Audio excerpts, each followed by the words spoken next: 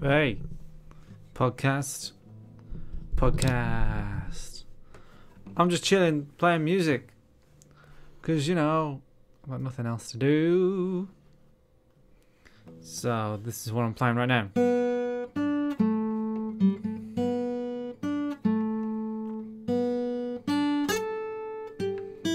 Fucking hell. Okay.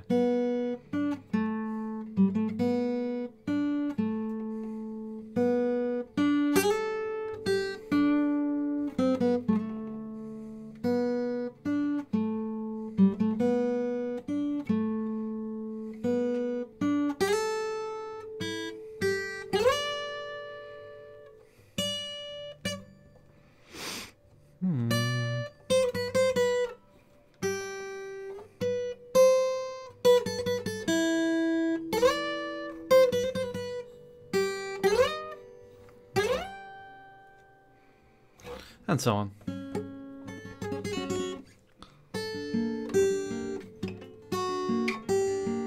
I don't know that one. What is that? The fairy thing?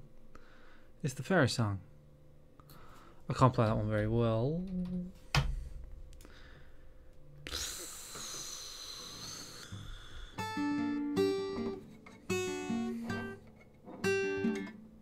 Shit.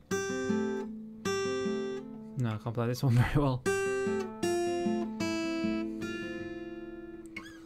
It gets complicated after that.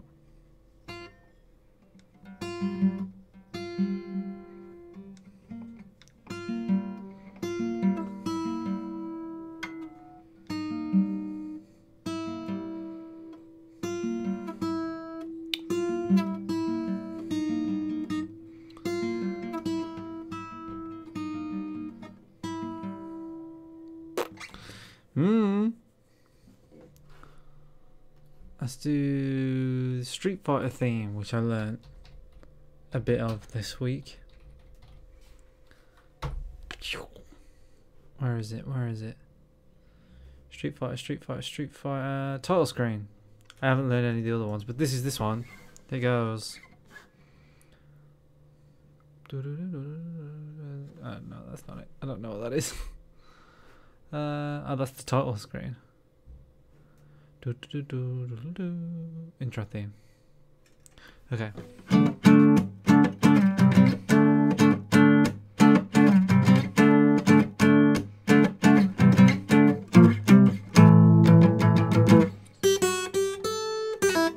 That's all I know.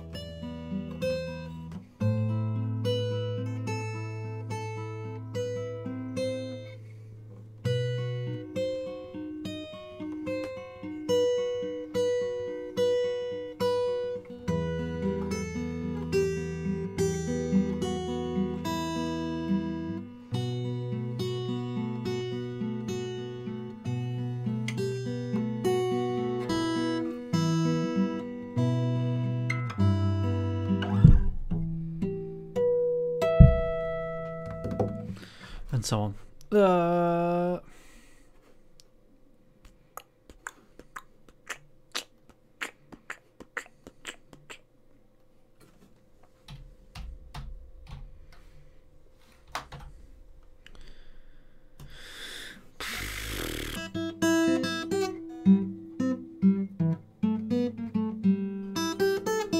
Shit.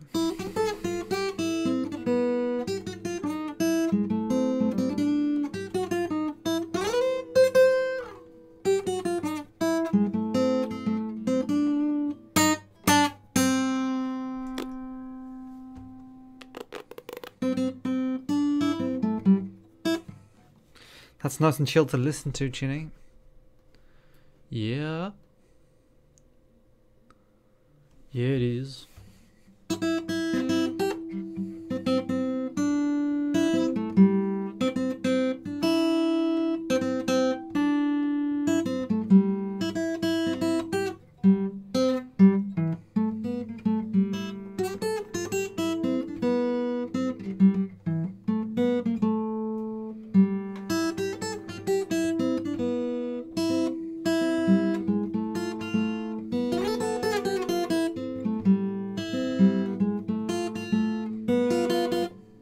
Shit.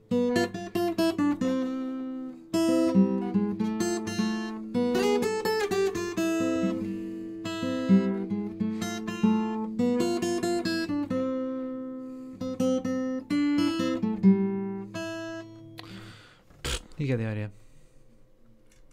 Where are they?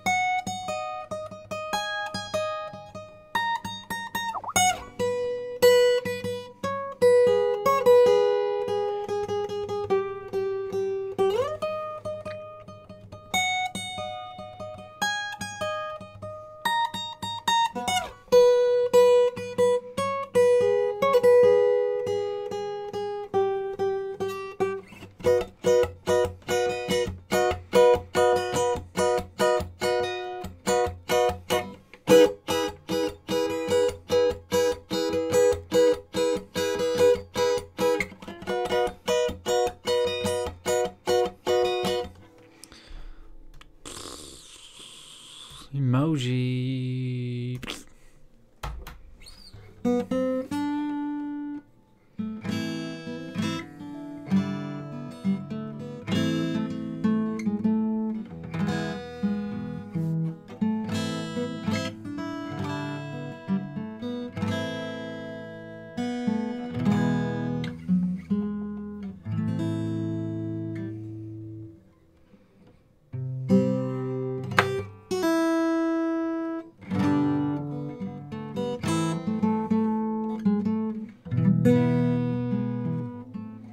Shit. God.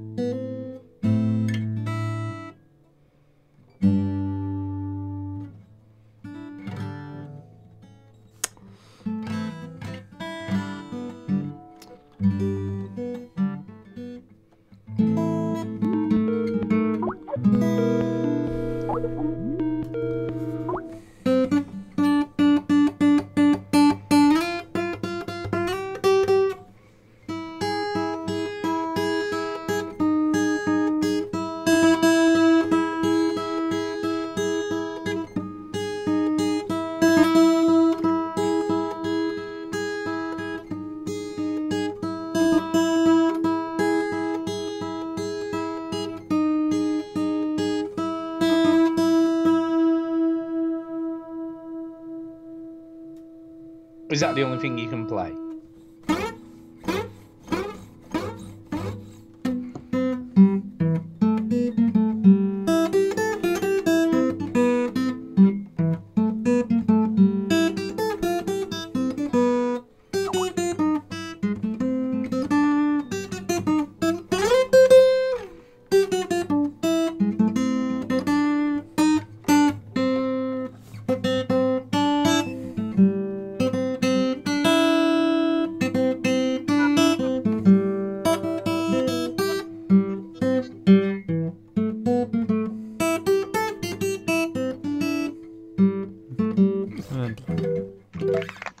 It's a beautiful piano.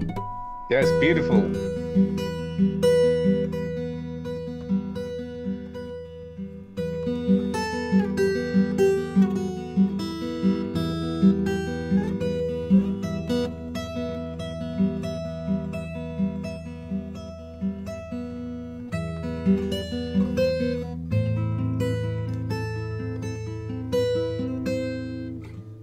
Shit. Just to prove you're actually playing that, I like it. Nice touch.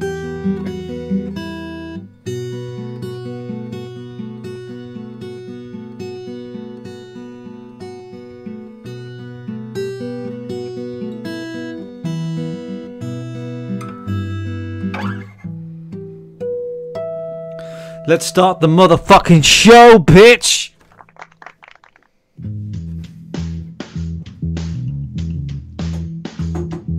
Welcome yo to the veteran gamers. Juju, Jimmy, other fellas will tell you about every single game that you're playing this week. News, reviews, and an indie pick.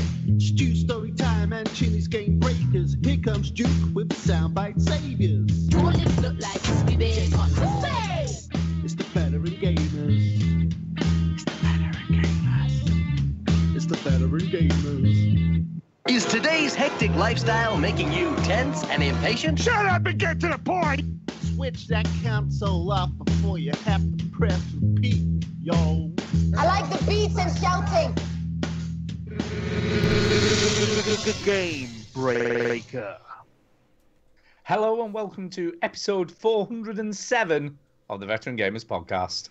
Yay, 407 something something rhymes with 7. I'm Duke. I'm Stu. I'm Ginny. Oh yeah, we are not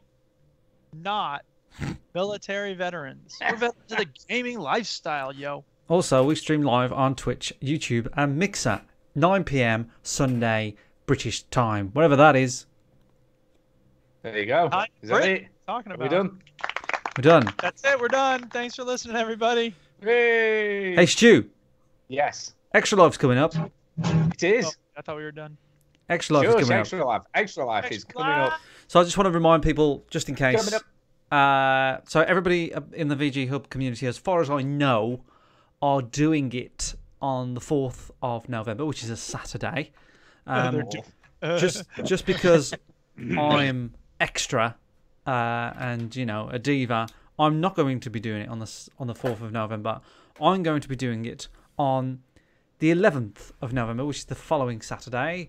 That's the way your real diva like the flaws. Because that's how I do, bitch. Yeah, just because of circumstances and whatnot. So that's when I'm doing it. But hey, if you think I'm a big massive twat, then you can donate to the other people in the VG Hub community. Go to VG Hub, Extra Life, Google that. That'll find you the thing. Massive twat. Still not decided what I'm going to do yet. I think I might buy Mario Odyssey and do that. Yeah, I think that's a pretty good idea. I think it's a good shout, that. Yeah, Fight I them might put it inside out. Might put it out to the listeners. What would you rather me do? Play Mario Odyssey or play old Mario games or some shit like that? But there you go. Also, I'm going to be doing an auction to win a SNES Classic Mini. Yeah. Yeah. So I bought 3 of those things, sold one to a friend for the same price that I bought it. So I didn't scalp no shit. So can I just ask you a question though? Why can't you just say SNES? Why do you have to say SNES? SNES. SNES. SNES. SNES. SNES. What's the matter with you? What did I say? SNES. SNES. Anybody fucking gives a shit. Thank you, Duke. I just thought there was some significance. That's all. I was just I checking. didn't even notice I did it. Clearly you did, and clearly it matters. So yeah, It doesn't I'm gonna matter, be. apparently. I've got a spare SNES. There you go. I can get it. I got a spare SNES Classic Mini. SNES. And guess what? Plot twist: somebody has already preempted a bid on it. What? So somebody's already bid. Somebody's already put me down. Put me down, and they've bid suck. £100. Fucking hell, wow. that's already more than you paid for it, man. That's I good. know, it's good. The official auction page is yet to be launched, so we'll see how we're going to do that. But Well, like I said to you, man, you need some of those crazy peeps from Midlife Gaming. They'll bid like hundreds of pounds. yes, indeed you do. So yeah, so that's fun. So if you want to join me on the 11th of November, I'll be streaming all day. Play Mario Of some description. What Mario? We're not sure yet. We're not sure yet. But hey, what do you think? It's a Mario game. Don't worry about it. Mario. Mario, it's me.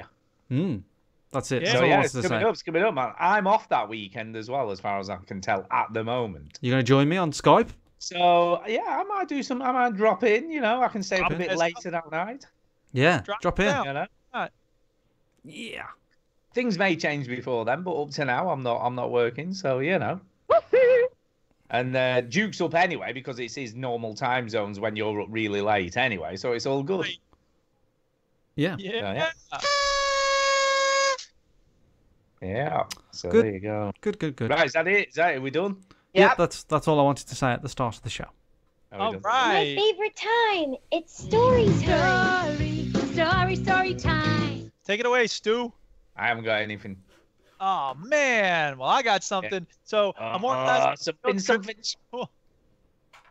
And normally we have like 10 or 15 people from our school who go, and it's a crazy nightmare trying to get them coordinated because you have to get them to bring their permission slips and their money and their submissions to the writing festival. But the school has to send the money before we get the money from the students because we have to get the registration link and blah, blah, blah. So Can this I ask you a question just before you carry on, Duke? Can I ask you a question, right? Because in this country, when you do a school trip, right, it's like a health and safety nightmare. yes. Right, and you have to do all these risk assessments and all that bollocks. Do you do all that in the States, or do you just go, let's just go? We don't need risk assessments, but we have a permission slip where the parent has to tell, like, here's what my kid needs to pay attention to. And I think the only one we got was like someone has asthma and they have their inhaler. Good God, you need to try and come up. They have to risk assess like everything. Okay, well, I don't know about that. But anyway, Crazy shit. yeah. So, yeah, and then this other school, this teacher I know, the other school was like, hey, we're going to come, all right? And I'm like, fine, make sure they have their submissions in by this time and they format the things this way. And then he goes, yeah, and there's this teacher at these other school who wants to come. I'm like, Oh, no, he's turning into a nightmare for Duke. And then it's just like one thing after another. Oh, he forgot to format it correctly. Oh, he doesn't have his thing in yet. Oh, we don't have the money for them yet. And then the other school is like, the dude is like, oh, well, some of our students aren't comfortable with having their work shared publicly. And I'm like, that's the whole purpose of the writing festival. It's been a pretty stressful week, if I do say so myself. So But- can I ask, how did the other schools get wind of what you were doing to join one of- up? The guy who teaches at school B used to teach at school A with me, and so he knew about the festival anyway. So at the start of every school year, he knows this is something I work on. And so he was So like, you just told him "Oh, you weren't doing it this year. You're like, oh yeah, I'm not doing that. he's not going to believe that. And he's a very nice guy, and he's a good teacher. So, I mean, whatever. It is a good opportunity for the students. It's just, it added a lot more stress to my week. Complications. Very glad the week is over. I'm looking forward to a nice stress-free week. But the crazy part of the whole thing is at the end of the week, I was, frantically trying to get everything in and submit all the stuff online and get all the money to the financial secretary. And then the lady at school C says, yeah, well, the form says that we don't have to have anything in until the 27th, but I'll try to get it in by Monday. And I was like, no, it doesn't say that. What are you talking about? For 3 weeks, I've been sending you thing after thing that says that the deadline is the 20th. What are you talking about? And then I look on the West Festival's website, and it says the deadline is the 27th. I'm like, you bastards, you changed it. How dare you? So, just a bit. How did School C get involved then? Well, because the guy at School B said, hey, why don't you come along with us, School C? And he just Jesus invited them. Christ, man. It's just like a shit fest, man. Everyone's just jumping on board. Welcome to my life. You ever been to a shit fest? Very messy. I bet it is. Depends on what kind of shit fest you go to, because some shit fests are lovely and well organized. And some are just people's rubbing it all over themselves and everything. There's coat hangers sticking out of the shit. There is. There's like flooded toilets. All right, it's time to talk about it.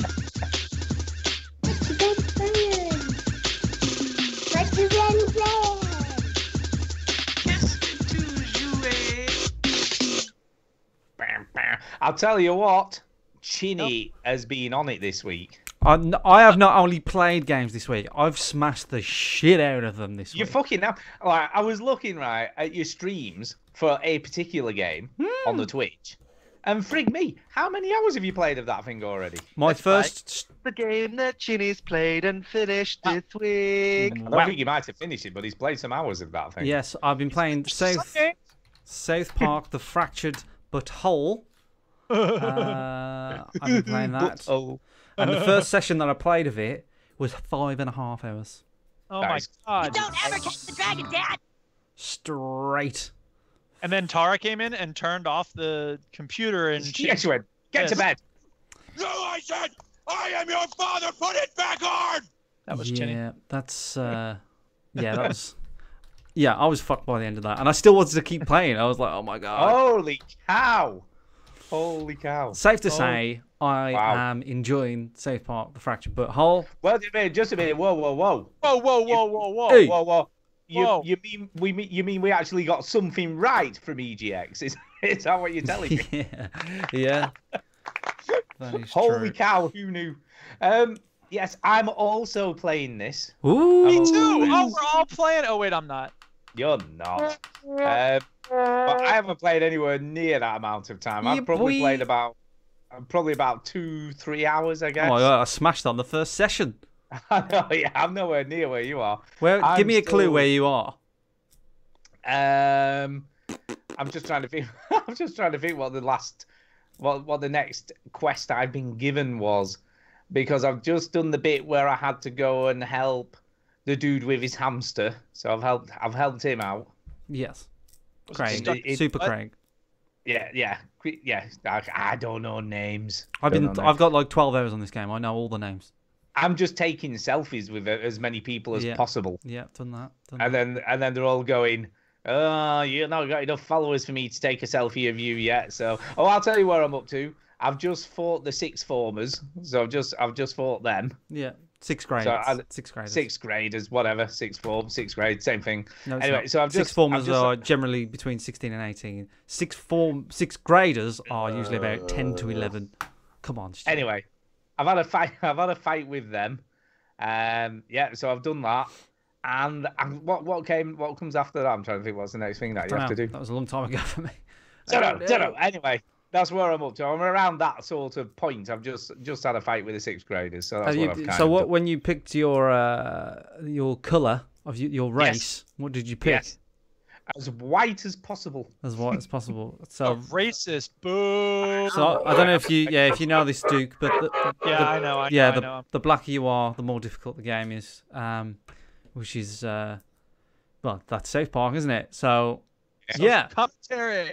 social commentary. Although to be fair, the combat has a different difficulty setting, so you can Yeah, kind it of. doesn't affect Yeah. combat. Yeah. It doesn't. No, you can go in and set the difficulty of the combat. As Cartman on the says, internet. it doesn't affect combat, just every other aspect of your whole life. Yeah, yeah, it So- does. So how Yeah. does it show up in the game then? If I don't know. I have no idea. No idea. I think it's how people treat you. So how sort of other characters talk to you, and If you it get gives stuff you want from them and whatnot. stuff that you get off people. You get more stuff. I'm guessing. I don't know. Mm. In fact, it probably has no bearing at all in reality. Well, I don't know. I have no idea. know. Can only be found out by somebody else who's playing it properly. But do you know what I thought though? That from the opening bit is quite often you forget you're playing a game because you Oh, yeah. kind of watch it like it's a cartoon, and then you think, "Oh yeah, I've got to do something now." Yeah, yeah. So it's so well done, isn't it? It's just so well done. Obviously it's just South Park, isn't it? It's just like playing South Park Yeah. again. Yeah. No. Which it is. which is the original game was much the same. Did you finish the first game? I did. I absolutely did. Yeah. What do I you think loved it. so far? Do you think this is better than the first game or worse? I'm a bit bored at the moment because it sort of takes its time setting up the beginning of the game and getting you used to the controls and the mechanics and the combat and all that sort of stuff. So it cleverly gives you these sort of different missions to do to just get you ready, really, doesn't it? So that's all I'm doing at the moment, and I'm guessing as it gets a little bit more interesting, things will start to go down, I suppose. Yeah. Yeah. Definitely. So what do Yeah. you think? I mean, you've played 12 hours of this 12 game hours. already. What do you Yep. think? Yep. I love it. I think it's fantastic. Yeah, I think it's probably better than the first one.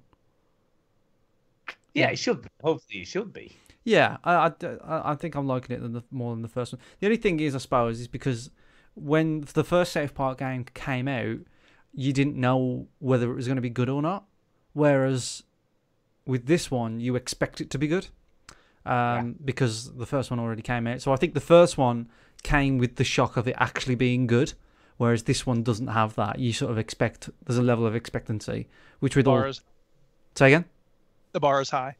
The bar is already high, and I think they've done a really good job. I think the sort of the theme of it is very good. You know, the superheroes, and so what superhero character type did you pick? Well, you get to pick 3 down the line. So all right, okay. Which did you pick first? Then I should guess like the speedster, which is the one. That you went speedy. I went for the blaster. Yeah, blaster to begin with. Yeah, Simmy Boy in the chat, who was watching me play it for 5.5 hours, he plays as a black character, and he says he's just said in the chat, some of the other characters talk negatively to you, and they say they don't want you to play. Not noticed the actual gameplay to be harder, so people just treat you differently. Yeah, I think that's what I've heard. It doesn't actually affect anything gameplay-wise or difficulty-wise at all. No. I would be interested in playing this game again, but as a black girl, just to see completely how they treat a woman and how they treat a black person. I haven't even picked my sex yet, so that I'm guessing that comes. Well, that's a big topic, because are you cisgender? You know, are you binary? It's a very big topic that you have to go and see the principal about. So. No, the guidance counsellor. So it's not just as straightforward as you think picking your sex. No, you can't just go female or male. No, you've got to go for a lot of. It's like, are you a male that identifies themselves as a male, or are you a male that identifies yourself as a female? So on and so forth. So yeah, about 5 hours in, I got to the demo at EGX. Is that seriously how long it takes to get to that? I was going to ask you this because obviously. I thought that would be near the beginning of the game, but I guess it's not. Relatively, it is, because the game's about 30, 40 hours. Yeah. So huge. It's a massive game. Yeah, and Simmy Boy, when I spoke to him, when I started playing it, he was 15 hours in. So he's ahead of me when I started. Now, like he's ahead of me now even when I started. So yeah, he's very far ahead. But no, I think it's good. So you know, like the sort of mechanics is like the town hasn't changed much. There's a few things that have changed about the town. There's like a few buildings that are under construction and whatnot. And the you store it area, which was accessible in the first game, is very, very different in the second game. I won't spoil what happens there, but what happens there is very, very funny. Yeah,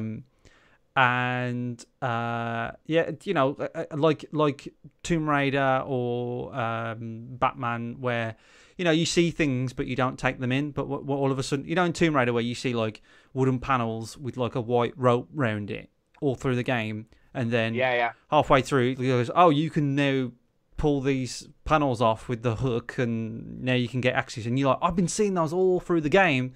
Now I've got a thing that can do that. That's what this game is like. You see, what's interesting for me at the beginning of the game with the hamster thing, for instance, it shows you how to throw your farts and use the firecrackers and all that kind of stuff. Yes.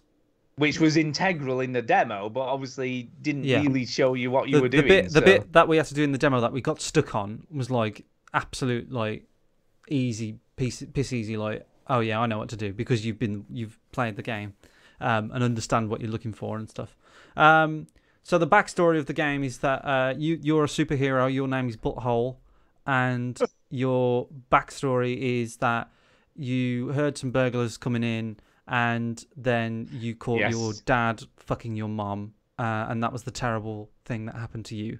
Yeah, that made you into a superhero. Yeah, and they have to rewrite your backstory quite a few times in the game because they have to change things. But yeah, it's the combat is what's different. So the combat is grid based. So you can actually move around when you're doing your turn. And I don't like turn based combat at all. And South Park, the Stick of Truth, was the only exception of turn based games that I like. That and chess, I think, is the only games. And snooker. Okay, those three. That's it. And snooker. And golf. Four.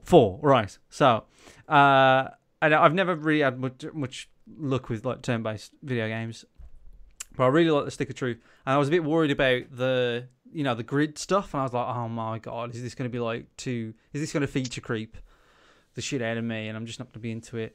But I think it really does help a lot because it being, especially later on in the game, about 10 hours in, it really does make a massive difference where you're standing, and you can retreat, which you couldn't really do before. And you can like step back, and one of your friends, who's Kyle from the show, is the human kite, and he's a very defensive hero, so he can give you like shields and whatnot. So yeah, it does play into like the strategy of the combat, and it also isn't that difficult.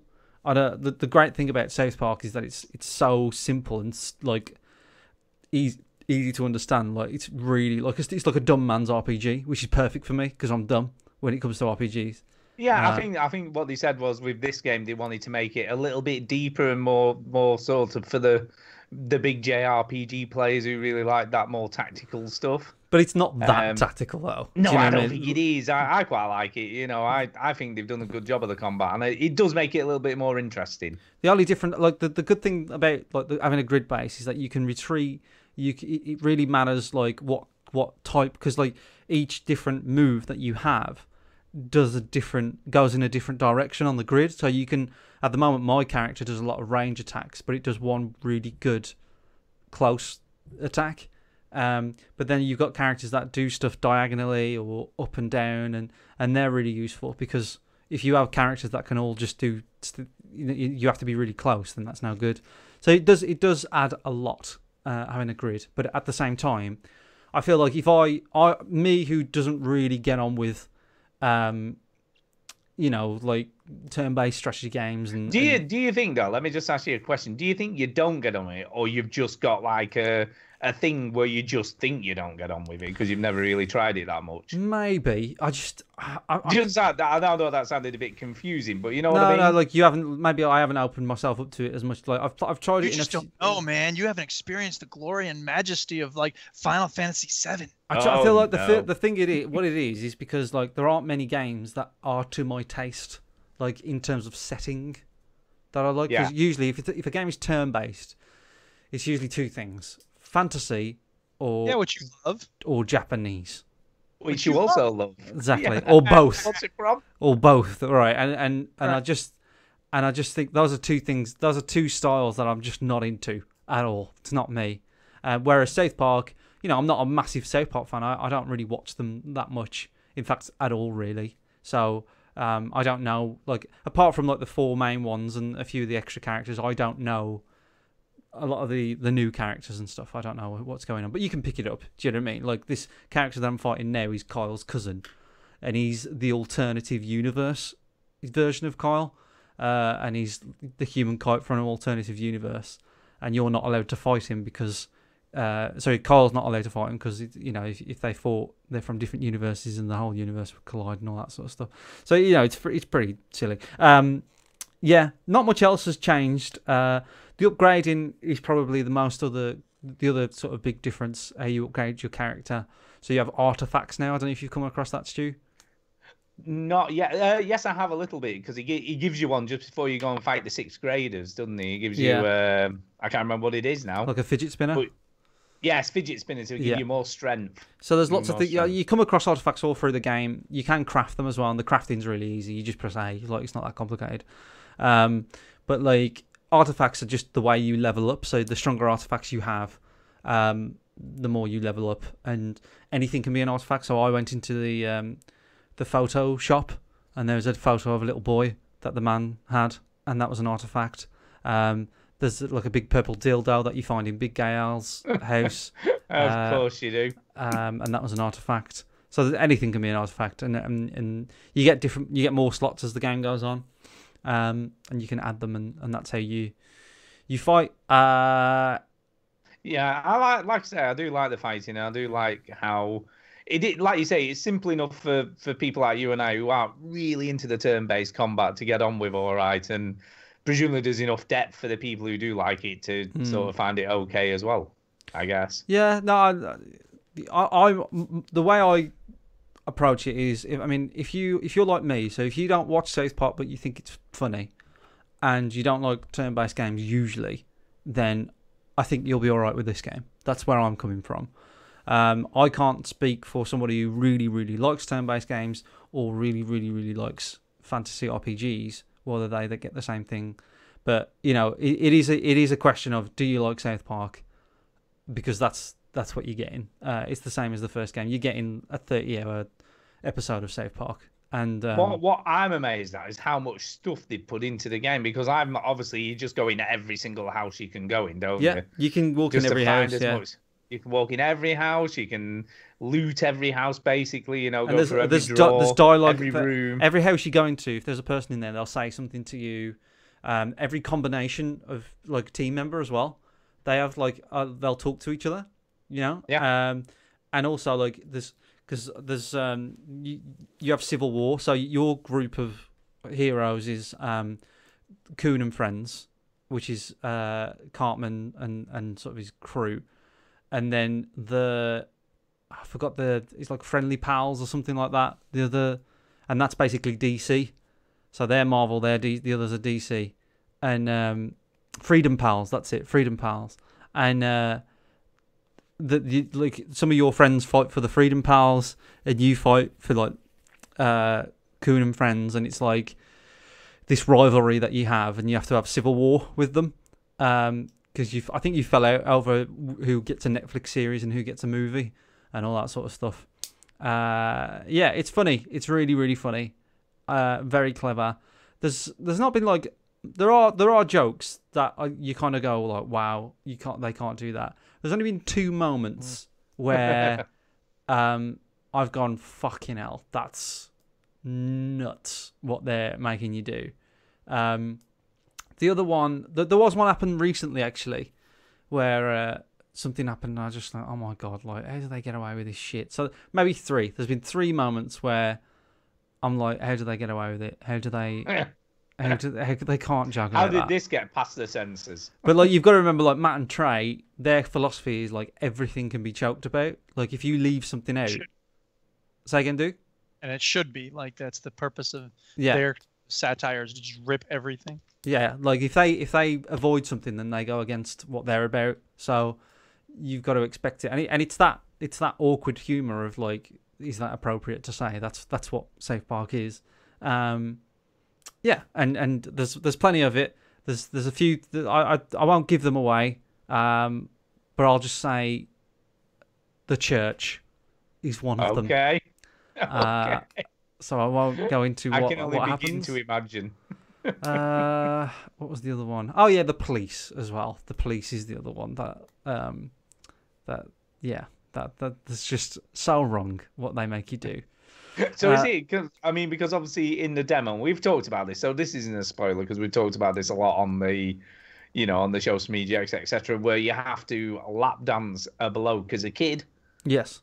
Which was you're not really giving you that. You're just farting on him. So that's the thing about South Park, is that it's always really innocent. They never actually mention what they're talking about. Sometimes they're so you know what you do. Oh, and they know. Everybody knows, right? So when they say they make the joke in the trailer as oh, why don't we have the black superhero have the first film? And Cartman says, oh, you never do the black superhero first. You sneak him in with the normal superheroes. You know what I mean? They say the most outrageous things, and because they're it's commentary, isn't it? They're saying it because people do that kind of stuff, or people that's the way a lot of people think. Cartman is the id of the United States. When he's being racist, he's just reflecting the racism that's all over the U.S. Yeah. I want to go through, because Tara doesn't like South Park at all. So when she found out that the blacker you are, the harder the game is, she thought that was really offensive. Did she? Oh, yeah, dear. But she doesn't like South Park at all. I sent that to her brother, and he thought it was hilarious. So it's whether you like. I don't think they quite understand. You're only allowed to have one opinion as a black community. Yeah, they need to get together and figure out what the official opinion of black folks is. There's a joke about that in Family Guy, where there's a big meeting. There's like a black community meeting, and he says we're agreed. We all like pig's feet or something like that. Like they all like agreed to like those. He goes, "Oh yeah, I know her from the black people's meeting." I'm just kidding. She's not invited. It's true. Yes. So some of the names. The one name that I said to Tara that made her laugh was there's a kid in South Park called Jimmy, and he's crippled, right?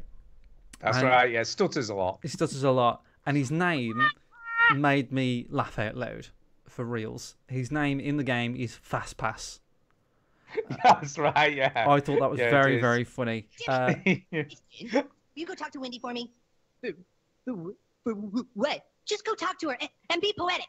Tell her she's my muse. No, tell her she's a continuing source of inspiration to me. She's what? She's a continuing source of inspiration to me. Okay. He's going over to her. Hey, Wendy. Yeah? Stan says you're a cunt. You're a cunt. Stan says you're a cunt. Well, tell Stan to stop! Continuing source of inspiration to him. That's what they do, right? So like that's a completely illicit. They never say the word. You know what I mean? Like he's just they don't mock disabled people. Yeah, it's just ridiculous. So his name made me laugh, and for some reason, I always laugh at the superhero Tupperware. All right, I think Tupperware is the funniest like superhero because he's just covered in Tupperware, all right? and he's the black kid. So the Lou's like, oh, we should give Tupperware his own superhero. He's like, no, we don't. We sneak him in on phase 3 with the normal superhero. And like when in the combat, you can like gross people out. So there's like lasting effects that you can do. So if you do a move and it grosses them out, they throw up after every turn, and that decreases their health. Yeah, and if like the one you can set them on fire and they sort of burst into burn flames or they bleed or whatever. With Tupperware, when he throws up in his Tupperware box, like in his helmet, and I thought that was brilliant.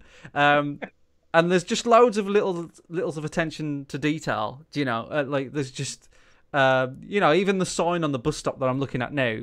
It says beer, beer, beer, beer, and then at the bottom it says drink responsibly. You know, it's that kind of like little stuff that they do. Everything is just hilarious everywhere you go, and it's so inappropriate. I love it. I think South Park. I was just addicted to it. The first night, it's all the planets aligned. You know, when like you've just finished a game and you've just got this new game, and you're like, everything's perfect. I can just play this tonight. And Thursday, I just absolutely played the hell out of South Park. Played it again. I just can't stop playing it. All I want to do is play South Park right now. I know. I can't believe, like, when I had a look on Twitch at how much you'd played, and there was like 4 videos or something already, and I'm just like, and each one's about 3 hours. Yeah. I'm like, oh my god. Yeah. So the thing is, like, when you stream, about an hour or 2 hours in, I'm okay, and then after that, I start to slow down. By 5.5 hours, I was just like, fight. What time was South this? Park.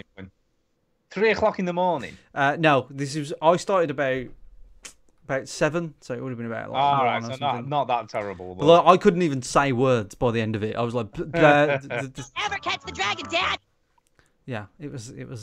This game is now your dragon catching game. Yeah, I know. So I guess I've got to ask the question at this point.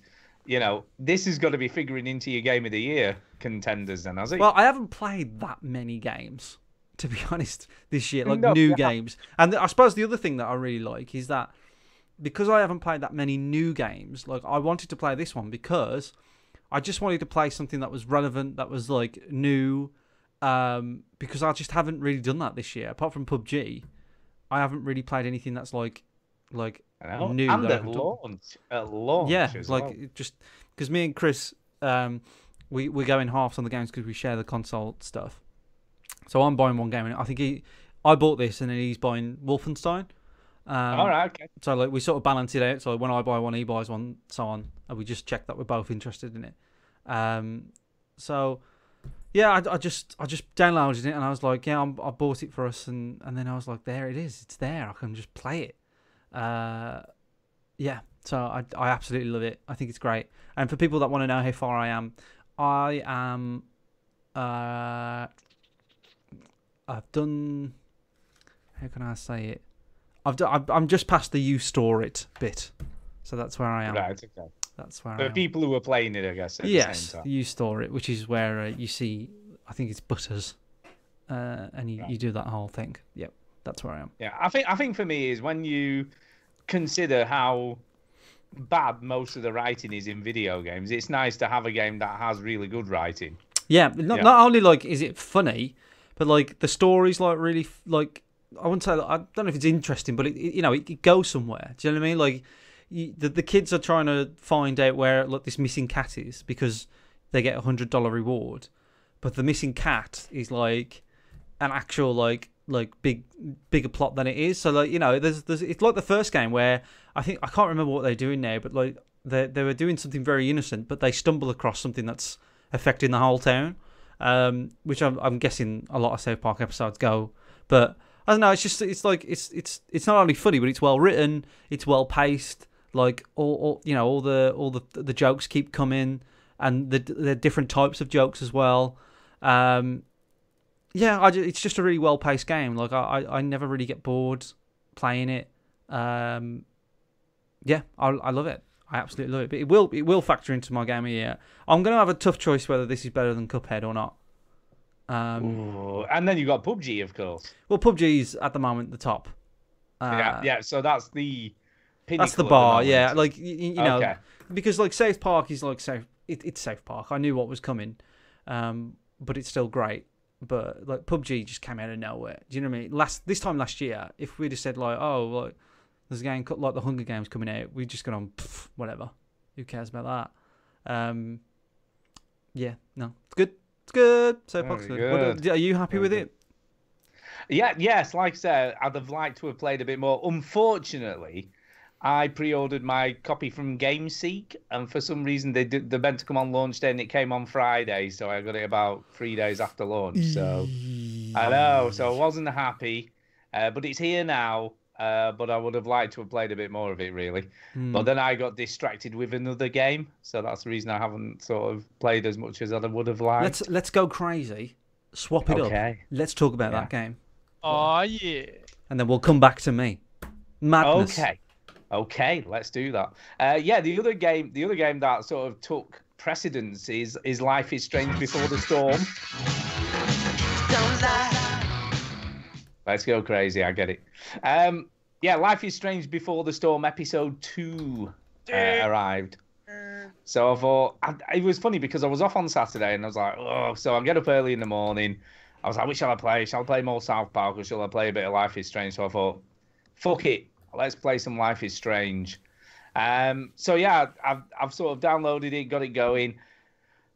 I'm in kind of two minds with this game so far because the original game had this hook because someone had gone missing, there'd been a potential murder, there was some weird like supernatural shit going down, and it was just really, really interesting.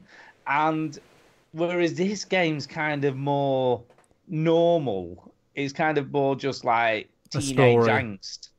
Yeah. And story, but there's no supernatural stuff. There's no missing person. There's no murder or anything like that. I don't know. I'm kind of enjoying it. I like the beginning of it, of the episode was good, and the dialogue was really good. And they've got this new system where you can sort of have this like face off almost with the person you're talking to, and you have to pick the right responses to win. It's almost like a verbal battle. And one of those occurred in the principal's office, and it was satisfying, I've got to say. And you know when you were at school, you remember this, Ginny, you're not that old. You remember being at school. And you just wanted to tell the teacher or the headmaster or whoever it was in authority exactly what you thought, but you never had the balls to do it because you knew you would get expelled or whatever. Well, this game lets you do that. Right. It lets you tell whoever... Exactly. And what I'm playing as at the moment, when I played The Last Walking Dead, I played like a badass way, picked not necessarily the worst options in the dialogue, but the ones that were obviously made Clementine a bit of a fuck no you. one messes with me. Yeah, fuck you. I'm kind of doing the same thing with this as well. So I'm kind of picking possibly the worst responses You know, just to see how negatively I can get, you know, at the end, you know, when you're completely different to everybody else's choice. So give us you an know. example of the hardcore take no prisoners. I don't give a fuck. Well, for instance, in the principal's office, you can Rachel Amber, who's the other character that's, you know, the main characters in this game. Life is strange. Life is strange. She did it. She was the guilty party, right? Bastard. But you're sort of covering for her. So she says, no, it was all me. You know, she had nothing to do with it. And you know you're going to get into bad shit if you let her take the blame. So I thought, fuck this, you know. I don't care. I'm a rebel. So I guess at that point you can either end up being not expelled from school, but I took the fuck you principal, whatever your name is, and you can stick your school up your arse and all that kind of attitude. And yeah, I got expelled from the school. It's probably not a good thing. Now, I'd be interested to see how it plays out differently had I sort of gone down the route of letting her take the blame and me not doing, you know, and sort of ended up staying. Because she wouldn't have got expelled, by the way, so her punishment would have been less because it was the first time she'd been in trouble, whereas my character, Chloe's been in trouble a lot. So, yeah, so that's kind of how it goes. But I wish they'd use it more. It's not used that much. And I was enjoying the game up to a point of... There's like a puzzle thing, I guess you'd call it, where you have to fix up a pickup truck in a junkyard, and it is the most boring, mundane, what the fuck am I doing this for thing I've ever done. Where there's like a hole in the bottom of the truck, there's a bulb missing from the overhead light. There's like a place where you can stick a bobbin-headed figurine or whatever, and you basically just got to wander around the junkyard to find the stuff you need to fix up the car. And I'm like, and it was just completely boring and completely not engaging at all. This seems like the most hipster game I've ever seen. Life is Strange. Yeah, it is. And it's the like, dialogue is... And again, it's as with the first one. I haven't played this one yet, but you know, it's so much like well, we're going to try to imagine what a really cool group of teenagers would be putting in their journals and stuff. That's why I liked Gone Home. I felt like the representations of teenage life and doodles and notebooks and stuff were much more realistic in Gone Home. Yeah, I do think that the dialogue in the second episode is better, and it's a bit more believable, and it's also, I mean, I don't think a teenage girl would tell the principal at school to go fuck himself, maybe. But it depends on the teenage girl, obviously, but most would not. And the school. But I did it anyway. Go fuck yourself. You're a badass. Anybody. Because I'm a badass. Yeah. It's all right. I do feel that it's almost getting too affected and a little bit too up itself, almost too arty-farty and a bit too much like... I'm going to hate this game. We're going to tell you this really deep and meaningful story and, you know, all this shit's going to go down. So, I don't know. I'm going to stick with it, obviously, because I've bought it now. So I've got to stick with it.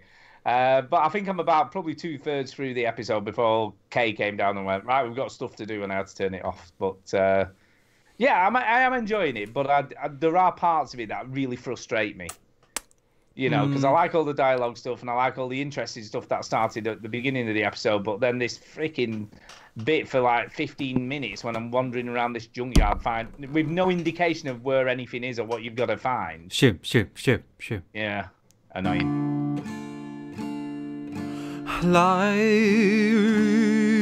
is strange as shit. Yeah, I don't think it's necessarily shit, but... You didn't hear the song, Stu? Listen carefully to the last part of the song. I'll play it again. Play it again. Life is strange is shit. Brilliant. Is shit. That bit there. Yes, that last part. You get the is hidden message. shit. It's very subtle. Very subtle. Yes. Anyway, so anyway, back over to you, Ginny. What else have you been playing? Duke. Oh, is it just me now? No. Just Duke. yeah. Oh, Duke. Never mind about me. I don't exist. I don't know. I don't have all anything confused. to say. It's all confused. I'm confused. Duke, we're just swapping it up. It's all mad. Yeah. Jesus Christ, confusing me now. Don't stick to a formula like that. Just don't do that. You gotta fucking change it up. Duke, what you been playing? You fucking crazy bastard. Rocket League. God. Rocket League, Shadow of Mordor. God, that game is awesome. Shadow of Mordor. So here's the thing. When I was playing it, I was reminded of, like, I was thinking about when I played it last time. And when you get to the end of the game, you're such an impossible badass. So I went into this fight of like 20 orcs all at once. And I was getting my head handed to me. And I'm like, what is wrong? Why do I suck at this game? But of course, it's because A, I hadn't played in a while, and B, I'm not as much of a badass as I was the last time I played it. So, but I'm getting back up there, and it's the most frustrating thing is there are certain enemies you have to fight where you can't just counter them when they attack you, and you have to dodge out of the way using spacebar. Now, spacebar is quite a ways away in terms of where your fingers lie on the keyboard. So it's kind of a special thing, and you have to jump in a certain direction. You can't just hit the spacebar. You have to hit the spacebar and a directional key. So it's a pretty complicated thing. You And just put a controller in it. Yeah, I could do that, but whatever. But the other thing is, but it's so much easier in many other ways to have keyboard and mouse. So I prefer to play that way. But the other thing is, there are most enemies you can jump over, and there's a perk, as y'all remember, that you will stun people after you jump over them.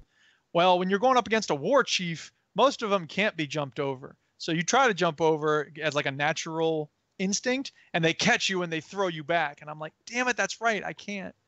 And it can be pretty frustrating. But it's such a great game. It's so well done. The combat's just magnificent, and I'm loving it. Second playthrough. What? There you go. And then real quick, 'cause it didn't take me long, let me also talk about another game I played. So it's mostly Rocket League and Shadow of Mordor. Rocket League!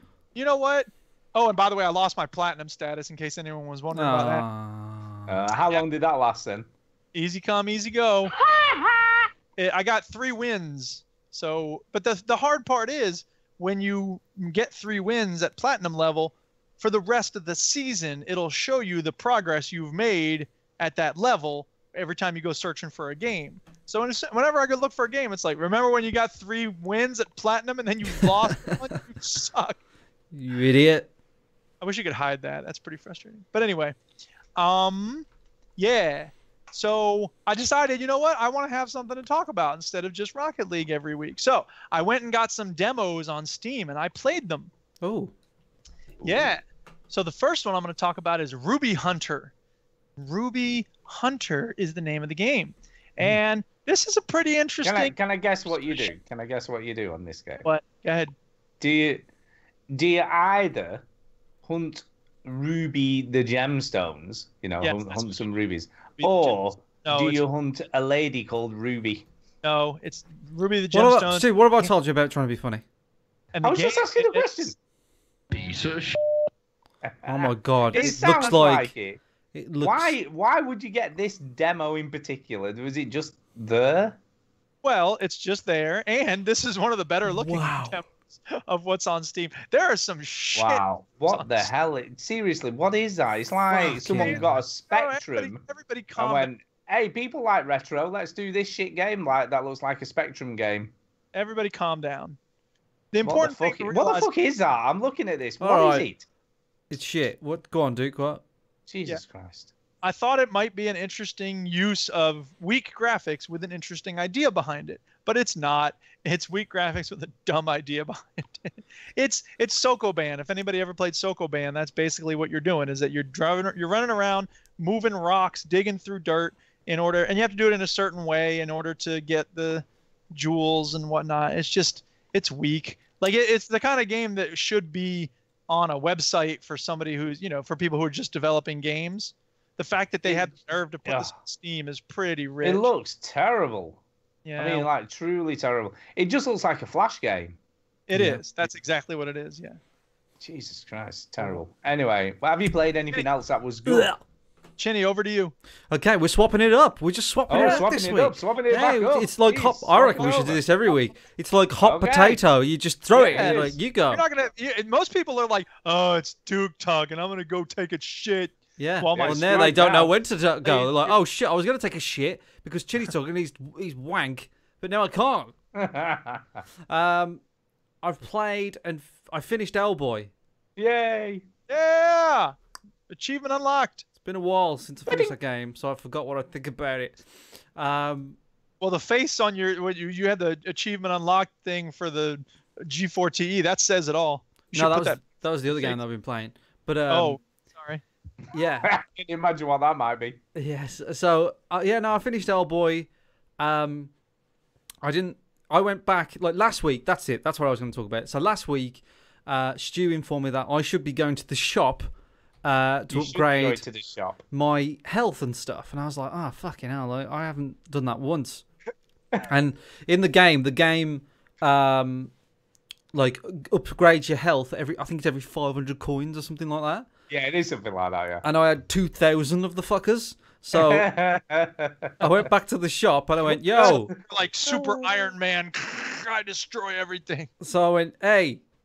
So I got coins. She went, oh, I see you've got 500 coins. Let me upgrade you. And then she does that. And then literally I have to like press A again. She was, oh, I see you got 1,000 coins. Let me upgrade you. And I was like, for fuck's sake. So I was in there like 5 minutes. Yeah. And this little dude comes out from the back with you. That's right. Yeah, and I had to watch that whole thing. He's like, wow, you're back. And I was like, I've literally gone nowhere. I can just give you all the coins in one go. It was fine for me because I only had to do that like once every hour or so. No. You know, when I've collected enough coins again. So, when I did that, fuck me, was this game easy. Jesus Christ. It does make a difference. Wait.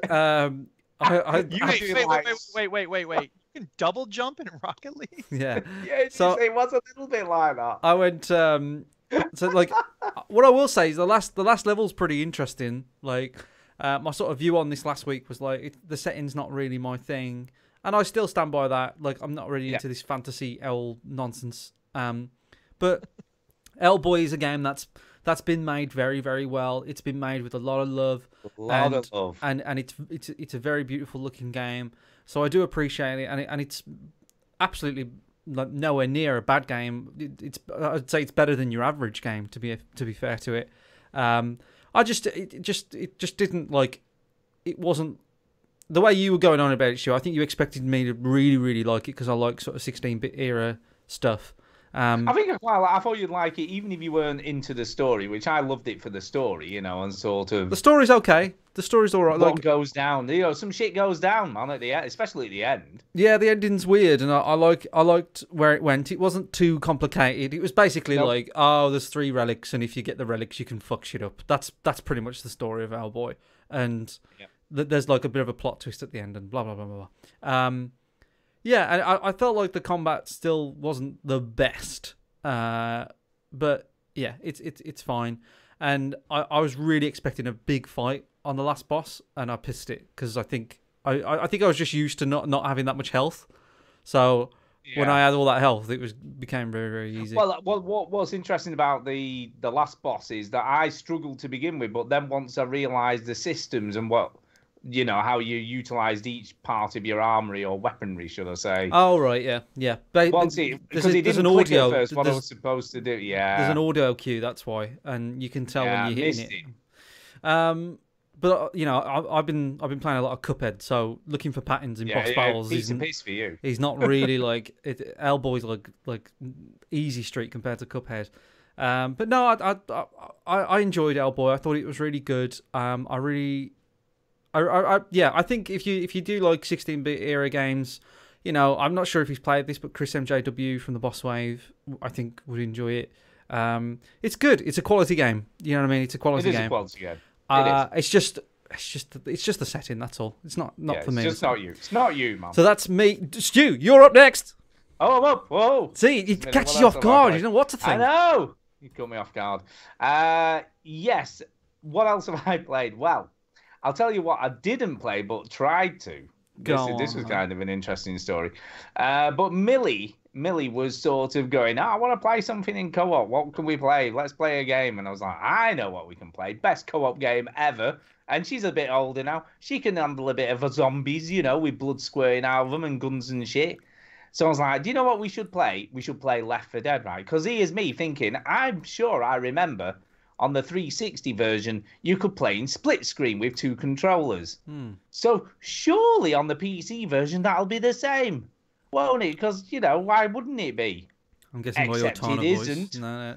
Yeah, except it isn't. Yeah, so it's not.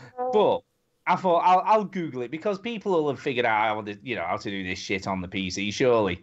So I Googled it, and there's all this. Oh, you've got to type this script into this file and all this bollocks. Meantime, Millie's gone out. Like she's already out there. Yeah, like, fuck this. Honestly, it was really like that. It was like copy and paste these controller scheme into your 360 folder in your CGM file in your shitty fucking Commons Steam Works shit. Anyway, so I did all the stuff it told me to do.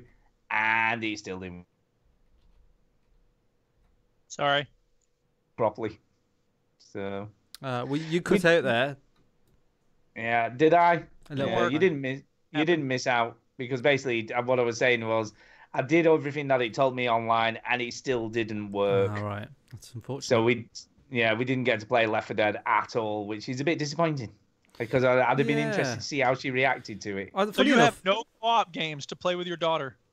Well, we've got stuff we've played before. You know, we've played quite a bit of Keep Talking and Nobody Explodes and all that sort of stuff. I was talking about Left 4 Dead today because I've got an old friend of mine. Such a good game.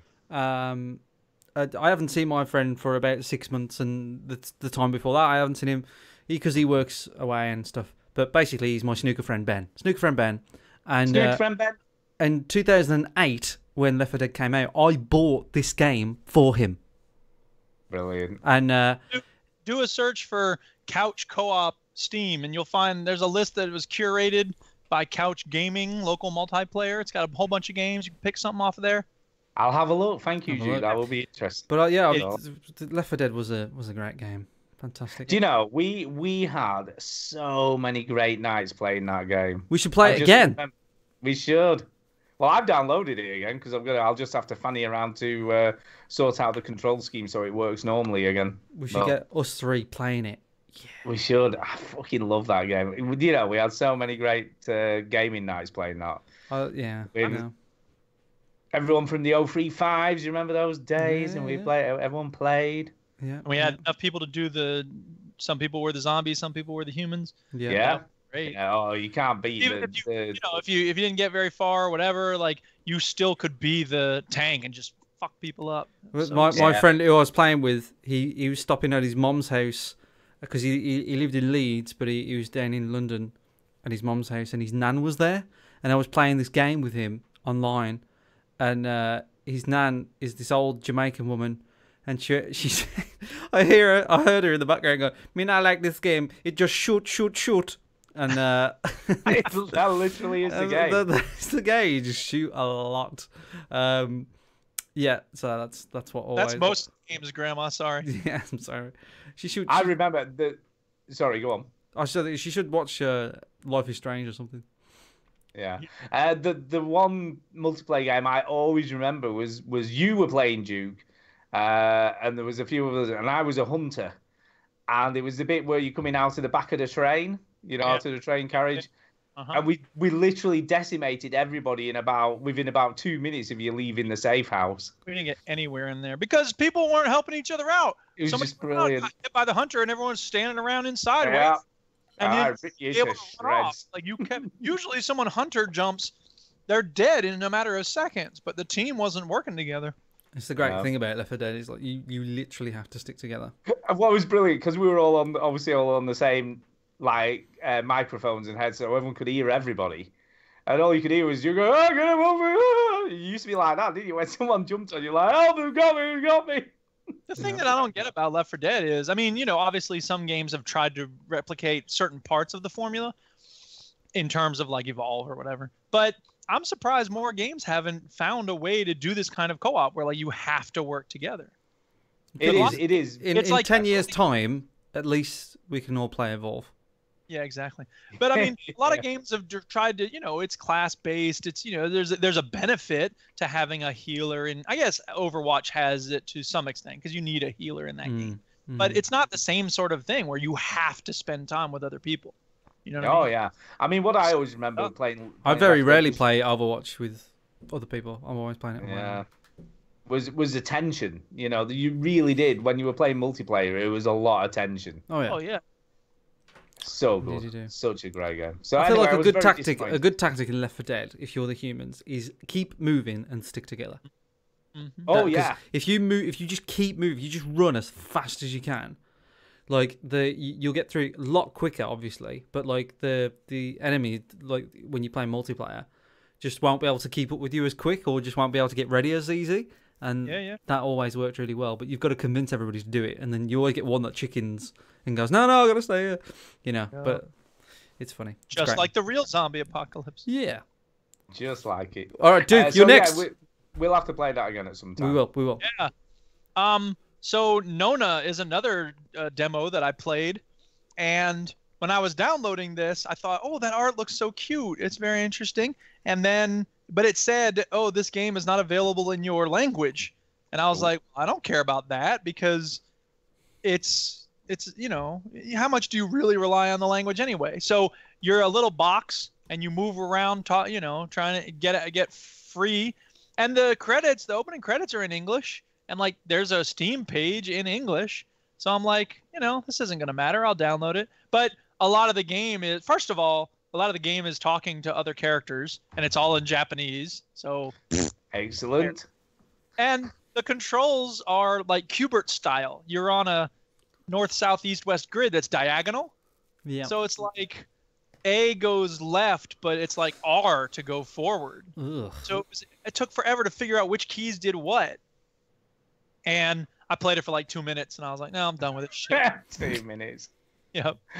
I've got to say, the art style does look quite cool. The art style is great, yeah, and I wanted to like it, but I couldn't understand if I liked it or not. So because you have no clue what was happening. But if you speak Japanese, you should check out Nona because it's very cute, and if you figure out which keys to press, it could be fun. It could be fun. What's it with you two playing hipster games? Like, I'm playing games not even in my own language. Ha! Oh yeah. Ginny, over to you then. It's me up again. Whoa! Stu. It's mad, this format. Crazy. Where to look in terms of? I'm all confused. Okay, let's talk about it. Oh, snap. Look, don't be hating now. Don't be hating. Hate. There is a game on my Dirty 30 that Stu picked called Kentucky Route Zero.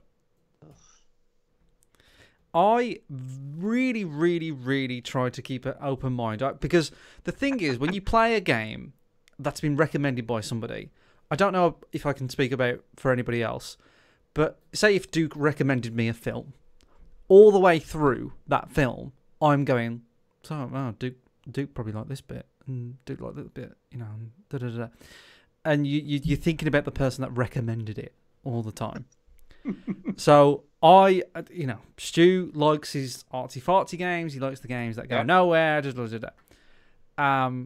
So I really tried to keep an open mind with Kentucky Route Zero. Because I just thought, right, just forget about what Stu usually likes and stuff. To really try and give it a go. Fuck this stupid ass game. Because I really tried, Stu. I was like, I'm gonna read it, and fuck me, it's like a book that goes nowhere. Absolutely no. First of all, there's so much reading. Absolutely loads. There is a lot of writing. Right? Just tons of it. And I was about 3 episodes in, I read everything. Right? And I was like, oh my God. And then it was just going through, it's like, what's the point of any of it? He starts going off on tangents, and you go through a fucking tunnel, and then there's a cassette. I was like, fuck, this is so boring. And you just this dude, and you come across this house. And, well, the only thing that I'll talk about some positives. I really like. I really like some of the music. I feel like the music is cool. is awesome. It is awesome. Some of it. Don't get too excited. So much so that I started listening to some of it on YouTube. I listened to some of the soundtrack, and there's like a little like folk band that plays in the game now and again. And I really like their songs. I feel like their songs are really good. So I like that, and I quite like the creepy aspect of stuff. It's not like I don't like. I feel like this is got like a lot of relation to Limbo and Inside. The soundtrack is very similar to Inside. The look of it even is very similar to Inside. But it's a point-and-click adventure game that absolutely does nothing, goes nowhere, and says nothing. There's no game. You don't do anything. You just click around and fucking drive around. And it's just like, and there's an episode where you go into a church and then it goes down, and then there's this weird skeleton thing showing you around, and it's just like, what the fuck is happening? Like, then you think, like, is it me? Like, am I just too dumb to know what's going on? And then I think, no, it's the game. All right, and I just think that's the thing. That's me and Twin Peaks. There are some people who just buy into it and they like it and they love it, and more power to them. The Duchess is one of them. And for a while I thought, okay, I'm not getting something. I don't understand certain things here. And there were things that I didn't understand that you could. And then there's a lot of stuff that you're just not supposed to understand. It's just crazy, And like, if you don't buy into that, then you're not going to be part of the. I can't. I mean, I'd be interested to watch Twin Peaks because maybe I'll just to see if I have the same opinion of it, which I probably will. I would assume you will. I can't stand when you invest your time into something and it goes nowhere. I fucking hate it. And it's not necessarily going nowhere. Where is it going? What's happened? Somewhere. Nothing happens. No, I got it for you right here. You're trying to deliver your stuff. Stop. I got the explanation right here from The Simpsons. I don't get all this eyeball stuff. What are they supposed to represent? Eyeballs? It's Pomo. It's Pomo. Postmodern. Yeah. Yeah, all right. Weird for the sake of weird. Oh. There you go. I feel like it. Like it's just odd, and like I get it. There's something like enjoyable about being in an odd situation, but it's easy to set up an odd situation and not explain it rather than trying to justify it. It's very surreal. The whole game is very surreal. Like I like weird like games and odd like mind twisty stuff. I think that's really fascinating, but it has to lead somewhere. It has to explain itself. Well, it might do eventually, doesn't it? No, like because it's No, Chinny, just trust me. You haven't there played. Will be some climax. No, there isn't. No, there isn't. Again, with Twin Peaks, people were like, "You got to watch the whole season." No, bollocks. Because eventually, like, I was like, "Oh God, I wish I hadn't watched that whole season." Because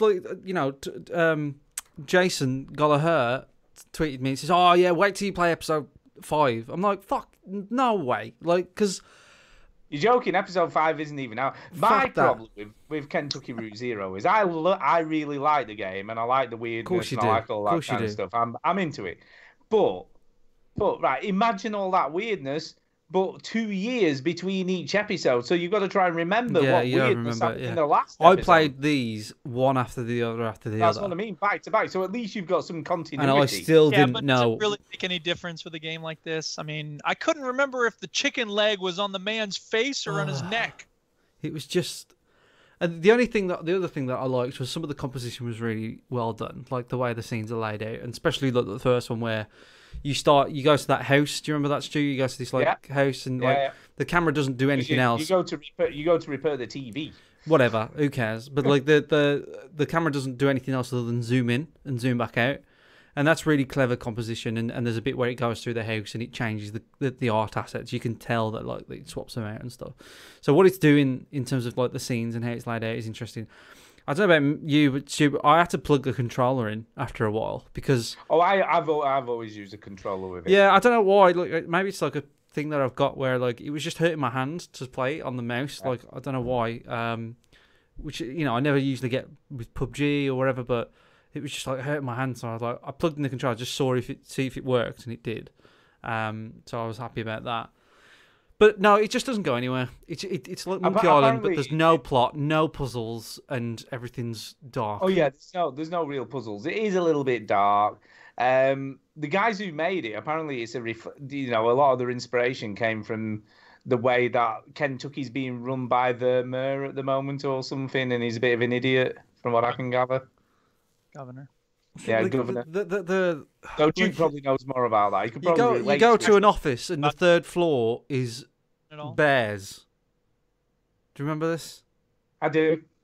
So, okay, like again, fine, but what the fuck is that about? And they're not going to explain that. In Act 5, they're not going to go. So the bears were there because they were stored there because it's a Russian reference. You see, to Russia. I don't get it. It's bollocks. I don't like it. And then like in the fourth act or whatever, I can't remember. It was the third or fourth. You play a fucking adventure game in this game. Oh, that's right, you do. On a machine called Xanadu. And it is cool. I love that, mate. This game's just like GTA 5. It was fucking stupid because like it was brilliant. The game was like the game in the game was crap. And how is that genius? How is that genius? Genius, man. How? Why? It was meta. Why? It was meta, man. It's meta. Okay, why was you playing that game? Why did you have to play it? Because it was cool. No, but why did you have to play it in the story? Because it was cool. Because that's how you having an experience on its own reality, dude. Like the computer man playing the game. Why? Because you did. It's dumb. You're searching for answers where there are none to be had. It's so stupid. I like that. That's right, Jude. That's what's happening here. That doesn't speak well of this game, though. No. I really tried, Stu. I really did. I know you did, and I know you would. I knew you would, and I had an inkling you probably wouldn't like this game. But Thanks you know, for recommending this. But I thought maybe this would be the. Did you play it? Because it is a beautiful art. I mean, the art style is beautiful. Yeah, which I can just look at a picture of. Thank you very much. Like Stu, like when I was playing it, I was like, Stu, you've just got to give up with this shit, man. I'm never gonna like these types of games. No, you probably not. You're He's probably gonna not. find a game that you like. I know. Like Gone Home is one that I liked, right? And I think that's an exception because it was very short and it went somewhere. There was actually like a plot where like you could just, there was a narrative and there was a story and a progression. But with this, it's just like, hey, there's a fucking TV and let's go in a mine. Hey, I recorded tapes. Skeletons. Oh, my legs are fucking skeleton for some reason. Oh, let's go on a boat with a fucking mammoth on the boat. Whatever that is. Who knows? Like, what's that? Fuck this game. Kentucky Route Zero. I'm done. Look, at least you played it. At least you tried something very different. Stu, you're up. Oh, is it me? Yes. I've only played one more thing this week. I saw you playing this. And Millie forced me to do it. Okay. Yeah. How did you see me playing it? I was playing a game that was good. No, like, I think I was playing South Park, and it's like, oh, nice to see you playing something, relevant and stuff. And then somebody tweeted me saying a screenshot. I forgot who it was. From the PS4. Yeah, of you playing this game. Jason Gallagher's just popped up into the chat. I did like the music. I actually listened to the music, and I mentioned that, so I did like the music. So blah. Yeah, go on. Yes, Millie forced me, right, because she said... Fuck off. No, she didn't. There's a demo for Just Dance. I bet you was like, come on, Millie! So, yes, no, I was made to play this with Millie. Dad, I'm tired. No, we're playing Just Dance. And actually, do you know what? I hate to say it, but it is kind of fun. Oh, yeah. It is kind of fun. There you go. And you have to download an app now on your phone. There is no longer waggling sticks and stuff. So you download a motion-sensitive app on your phone, which will score how well you're dancing. How well you're dancing. But do you have to hold the phone? You have to hold the phone. So, in your hand. Phone here. In a certain hand? Like, how does it work? Yeah, because like at the beginning of the dance, you have to clap hands or something weird with your partner, which obviously is Millie in my case. So you have to move the hand with the phone in it. You have to smash your phones together. You do. This is a dangerous thing for phones. I don't get it, because the phone can't recognize that much of your movement. No, it recognizes what one hand is doing. You could totally like fake this, couldn't you? And just move it. Yeah. Just sit in a chair and wave the phone around. Yeah, you can't do that because it obviously goes up and down and it makes you do circular movements and all that kind of stuff. And it did, I've got to say, it did track quite well. Fair enough. It did track pretty well. Millie, because Millie is a dancer, you know, she does dancing. Yeah. She's been dancing since she was 3. Yeah. She does ballet. I got something like 3 stars and, you know, a reasonable. Millie got ultimate dancer or whatever. Nice. So you've got to assume the phone thing kind of works really well because obviously she's a good dancer and it actually scored her as a really good dancer. I'm a pretty shit dancer and it scored likewise. So who knew? Who knew? If we do a meetup next year, like the VG Hub meetup, we should do a tournament of Just Dance. Well, funny you should say that because on the back of this, Millie went, Can we buy Just Dance? I'm like, I'm not buying this. It's like 40 odd quid. I'm not paying 40 odd quid. So I went on to have a look. I want to play games with you, Dad. Screw you. We're playing Left Head. Will we buy this game I really want? No. But Just Dance 2016 is super cheap now. So that's only like 13 quid. So I was like, I'll buy that. Shit game from 2 years ago. Play this. But no, he's got some pretty good songs on actually. The 2016 one, it's got like Uptown Funk and stuff like that. And so like at least he's got some half decent tunes. In fact, better songs than are on the newest one. So I was like, oh, just get that instead. Do you still use your phone on that one? Yeah. I double checked. So the app works with 2015 onwards. Yeah. So I said to so Millie every day has gone, has it come yet? I'm like, I only ordered it on Friday night. How can it possibly have come? It's Sunday. So she's very excited to play this for some reason. Bless her. No. She's a dancer. She loves the music. I know. She likes this. I know, yeah. She likes dancing and shit. So over to you, Duke. Oh, it's over to me. I got one more game I played. Once again, I said, okay, well, this demo looks kind of interesting, so I downloaded it. And it's called Insipid with a Z or a Z. Yeah. Let's see what he did there. It's insipid. It's hardcore. Oh, my God. So, this is the best of the bunch. This game, it looks like it's made by one person. It's trying to be Inside or Limbo, right? Oh, okay. And I see. The good thing about it is that in some ways, it actually succeeds. Like the camera moves really well, so it's it's that same kind of 3D, but you can only move in two dimensions. There's puzzles. The puzzles aren't very complicated, but then again, the puzzles in Limbo and Inside aren't very complicated either, right? The graphics, for what they have, they're good. It's just that they're not very polished. You know what I mean? Like you can tell that it's just very basic and there's no real textures on anything. So it's all very gray and undifferentiated gray even. Mm-hmm.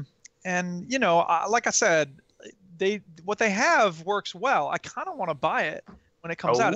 It's not out yet. And I don't know if I will buy it or not, but I feel like I want to reward them for giving it a shot. Are you buying it because of like a good effort sort of thing? Kind of, yeah. I mean, on the other hand, it was kind of fun to play. I don't want your sympathy money. If you can get past the fact that the graphics aren't really amazing, the gameplay is good. The puzzles are, interesting enough. And I don't know. There's a part of me that is really charmed by it. Because you can tell they put a lot of time into it, and you can tell that they want to get that same sort of vibe. And it does have a good, eerie atmosphere to it. Mm-hmm. It's very simple. You're this little robot dude, and you basically need to run away from the things trying to kill you. So, I mean, like I said, it all looks very rough. It is rough. It's not, I mean, that's the thing is it's not super rough. Like there are buildings in the background, and there are certain things about the graphics that are well done. It's just that it's not nearly as polished as it could. How does it control? Does it feel okay? pretty well. Yeah. You know, you have to grab some things with the Alt key, and then unfortunately, one of the dumb things about the controls is, you know, when there's a switch, you can't just push Alt to flip the switch. You have to hold Alt and then push up in order to flip the switch up or down. Yeah, it's kind of dumb that way. But I mean, you know, that's a minor thing. And in general, I think, you know, like I said, the controls are good. The graphics are decent. They're just not great. And they could be great if they spent more time on making it look better. Jason Gallagher in the chat is asking for a lawsuit. This is... It is an inside ripoff. It's an inside ripoff. Yeah, this kind of looks like an inside proof of concept kind of thing. Yeah. Right, exactly. Yeah. Yeah. Yeah. Worth a look. I'm Do you know how much curious. it is? Insipid. I don't think they have a price on Steam right now. So, you know, at some point I might take a look. I don't know. It looks alright. Chinny, it's you for your last game. Go. Booyah! Hey, I had a Switch about a month ago, and I was like, man, I haven't played anything on that stupid thing. So Not since EGX. And I was like, hey, it's actually just been in my bag for like a month, and I haven't switched it on, so I should play it. Flat. Yeah, flat as fuck. That's one thing about the Switch. When it goes flat, you have to, you know, when your phone goes completely flat, and like food, you it won't switch on, right? So then you have to plug it in for like 5 minutes, and then it'll come on. Yeah. Do you know what I mean? Yeah. Well, that with the Switch takes about 2 hours. Yeah, well, that's like the Vita is exactly the same. Like I know it takes more than an hour because I watched an episode of Dexter, and I had it plugged in for about 10 minutes. Watched an episode of Dexter, and it still didn't switch on, and it came on the next episode of Dexter. So I was like, the Vita does not like going flat. No, that's exactly the same. It's a nightmare. But there you go. But I played Golf Story. I bought Golf Story. I was listening to Richard Natras on the Entertain Nerds talk about this. I think it was on the Entertain Nerds. On one of the fucking shows that he gets on. I don't know. Who knows? Could be anything. Fuck's sake. But yeah, he was bigging it up, and I heard some good things about it. And I like golf, and I need an excuse to play my Switch. Right? There is on the Switch. Stardew Valley's also come out on the Switch. I almost bought that, but I already own it on Steam, so I didn't really think that was even though the Switch would be a good place to play it, it's already a game that I own. And the whole point of the Dirty 30 is to play games that you already own. So I didn't really think that was a smart way of playing that game. But Golf Story is a golf RPG. So you start up, and the first scene is it's your dad. So it kind of looks like the Zelda, A Link to the Past, you know, the Super Nintendo Zelda. So that's the view of it. And it's all pixel art and all that sort of bollocks. And your dad's like showing you how to play golf, and you like, yeah, this is how you play golf, son, you know, blah, blah, blah. And then it flashes forward 20 years, and you've got a wife, and I think you're leaving her or something. And she's like, oh, where are you? She's like, I'm going to play golf. I'm going to pursue my dream. Fuck you, bitch. In not exactly those words, but kind of that. It does have a bit of humour. That's a bit strong for a Switch. But I think it is British made, because there is like a bit of British humour in this. And they say things like mate and stuff like that. So I do think it's a British developer. But yeah, like you pursue your golf career. I think you leave your wife and you pursue your golf career. It's like what? Sorry. It's like the movie Rounders, where it's like, poker's my real love. I don't care about you, Joe. Is that with Matt Damon? Yep. And Ed Norton. And dude, John Malkovich and John Turturro. It's such a great cast for a movie that has fun performances, but the point of the movie is so horrible. It's like, to hell with stand up for your friends, but your women suck. Fuck bitches. Play poker. So that's basically what the name of the game was going to be. It was like, fuck bitches, play golf. But they went with Golf Story, and it's exactly what it says on the tin. It's a golf RPG. I haven't really played that much golf. I went to a course. I went to a course, and you go there, and you can drop a ball and hit a golf ball any point. You can walk around, press Y on a Switch, which is X or square. X on an Xbox controller, square on a PlayStation controller. It's all very confusing. And you can just hit a ball whenever you want. And I think you can play like normal, like quick play golf matches as well. Like there's an option just to not play the story mode and just play quick play, which is just a standard 9-hole or 18-hole. But like, so is this a Switch exclusive then? I don't know, because I've just had a look. It's not on Steam.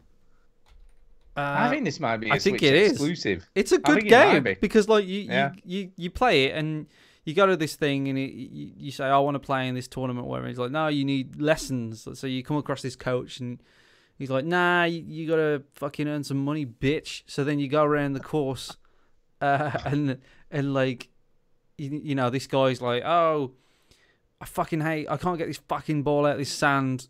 And you know, it's the tutorial quests. You know what I mean? In any RPG, it gives you a bunch of tutorial quests and it's showing you how to play the golf. And the golf mechanics are really simple. You aim and it's like the 3-click system. You know, you press it to go, press it for distance, and then press it for accuracy.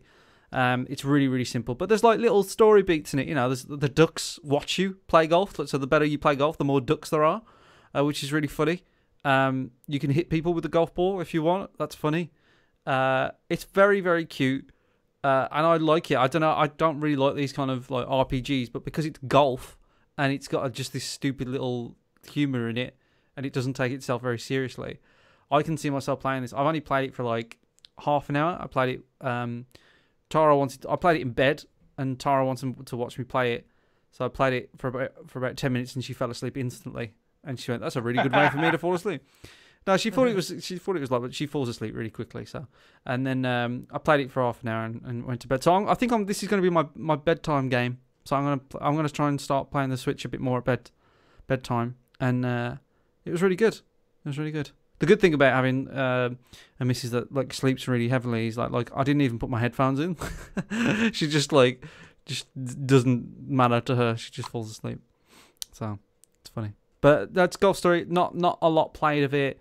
As far as I know, you go to a golf club and you get random quests from people like hit it in this circle 5 times, or you know, get it out of this sand bunker. I'm sure the quests get a little bit harder as you go on. But so far so good. I like it. Yeah, I mean, I'm just trying to figure out who the developers are. But nobody seems to know. It's a bit confusing as to who actually developed this game. That's strange. Yeah, the company's called Sidebar Games. Sidebar. But there's a big Reddit post here about it, trying to like developer of Golf Story, Sidebar Games. Who the hell are they? And no one really knows whether they're a Nintendo studio that's under Nintendo and they just renamed Sidebar Games, or whether they're an indie dev, or whether there's somebody else. Nobody seems to know. That's strange. Yeah. So no one knows who they are.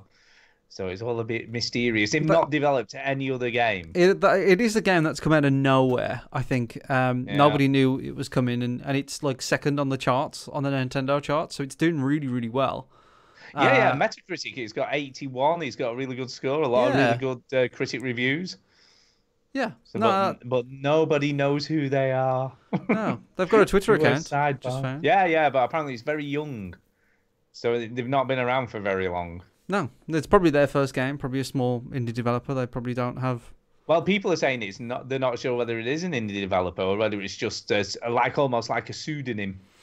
I don't know. It seems very British to me. Who knows? I don't think it's like Nintendo. Like, why would they hide it? Do you know what I mean? Like, people love Nintendo games. Like, why would they go, you know what, instead of like promoting it as a Nintendo game and everybody would buy it, let's not tell anyone. That seems like a really stupid idea. Let's just pretend like, you know, we're an little indie developer, but it could be just somebody's little side project from one it could be like a couple of dudes or whatever, just like, hey, they made the game for Steam and at the last minute they just curved and went, fuck it, let's do it on the Switch. Who knows? Interesting. It's good. I like it. Yeah, but like I say, I have heard good things about it. I haven't put the Switch in its dock since I put it in once to test it, and because I can't be fucking bothered to set it up, I haven't once put it up in the dock. I just see it as a portable thing. Yeah, to you, it's just literally a portable game. That's why it went dead, is because you weren't charging it in the dock. Exactly, you should have stuck it in its dock, man. It would have never gone dead. You can charge it via USB-C cable. Yeah, if you can be arsed, you could just stick it in its dock. It's easier to charge it with a cable than put it in the dock. It's not easy to just stick it in its dock. Just slide it in there. Slide it in the dock. Stop being all weird. If that's all plugged in all the time. Yeah, but it's not. why I've don't got you no just stick place it in for its it. dock? Just plug it in somewhere and stick it in its dock. Putting news first. Brilliant. Oh, by the way, there is some news. Yeah, in 2018, Kentucky Route Zero is coming to the Switch. Do we have a confirmation of that? Or is it just somebody random in our chat? No, I think that's true, actually. I think I have heard that. I think it's true.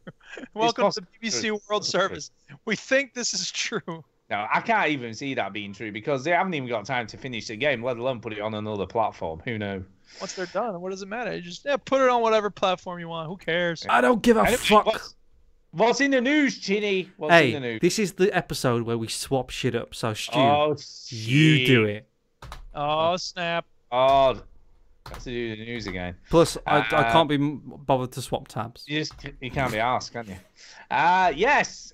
Big news, controversy over a Call of Duty game. Ooh. As there is every year when they release this. Actually, the last 2 years, there hasn't been much controversy, has there, I suppose? No. But anyway, Call of Duty World War II edited in Australia over implied sexual assault scene. Okay. Why is there a sexual assault scene in Call of Duty? Ugh. Yeah. The scene has been modified, though. Right now, it's unclear if this changes for Australia only. So, in one section of the game, the player controls Rosu, a female spy, as she infiltrates a German building. Whilst inside, she witnesses a woman as she is dragged by a Nazi soldier into a closet against her will, screaming, "You are all pigs!" Rosu opens the closet door as the soldier says, "Leave. This is none of your business." The player is then given the option to kill the soldier or leave and move on. If the player chooses to leave, the player closes the door as the soldier is heard to unzip his fly and viewed advancing towards the woman. She screams, "Ah, get away from me!" As Rosu leaves. It is implied that the soldier is going to sexually assault the woman, but at no time is the assault depicted. Yeah, but that's what it is, though, isn't it? It's okay because, you don't actually see the rape happen. It's just you're abetting the rape. You're not, oh, God. Why? So what is the purpose of the? Oh, we need to show how horrible Nazis are. Yeah, because people don't realize. I mean, I guess people don't realize how horrible Nazis are, but yeah, you don't need that stuff, do you? Really? No, but like, if you see it in a film, does it bother you that much then? Like, it depends on the purpose that it serves. Sometimes it's gratuitous. It depends on the context, doesn't it? This feels like it's totally gratuitous. Yeah. I don't know. I don't know. Like, I feel like it's an unfair judgment if you've not played the game. Like, because the story might be wicked in this Call of Duty. It might be really, really good, and it's like a really good moment or something. You don't know what leads up to it. That's true. I shouldn't really judge it until I play it. That's to get so everybody just shut up. Yeah, get it classified. Activision resubmitted the game with a modified scene, and the board kept the R+18 rating. The changes included the female prisoner wearing pants and the top instead of a skirt and a top. And additionally, the audio that implied the soldier was unzipping his pants was removed.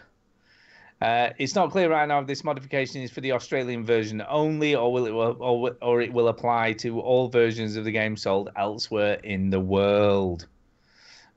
We've contacted Activision in an attempt to get more details, and we'll update post if anything comes back from them, but there hasn't as of yet because it's not been updated. So there you go. So more controversy from Activision. Who knew?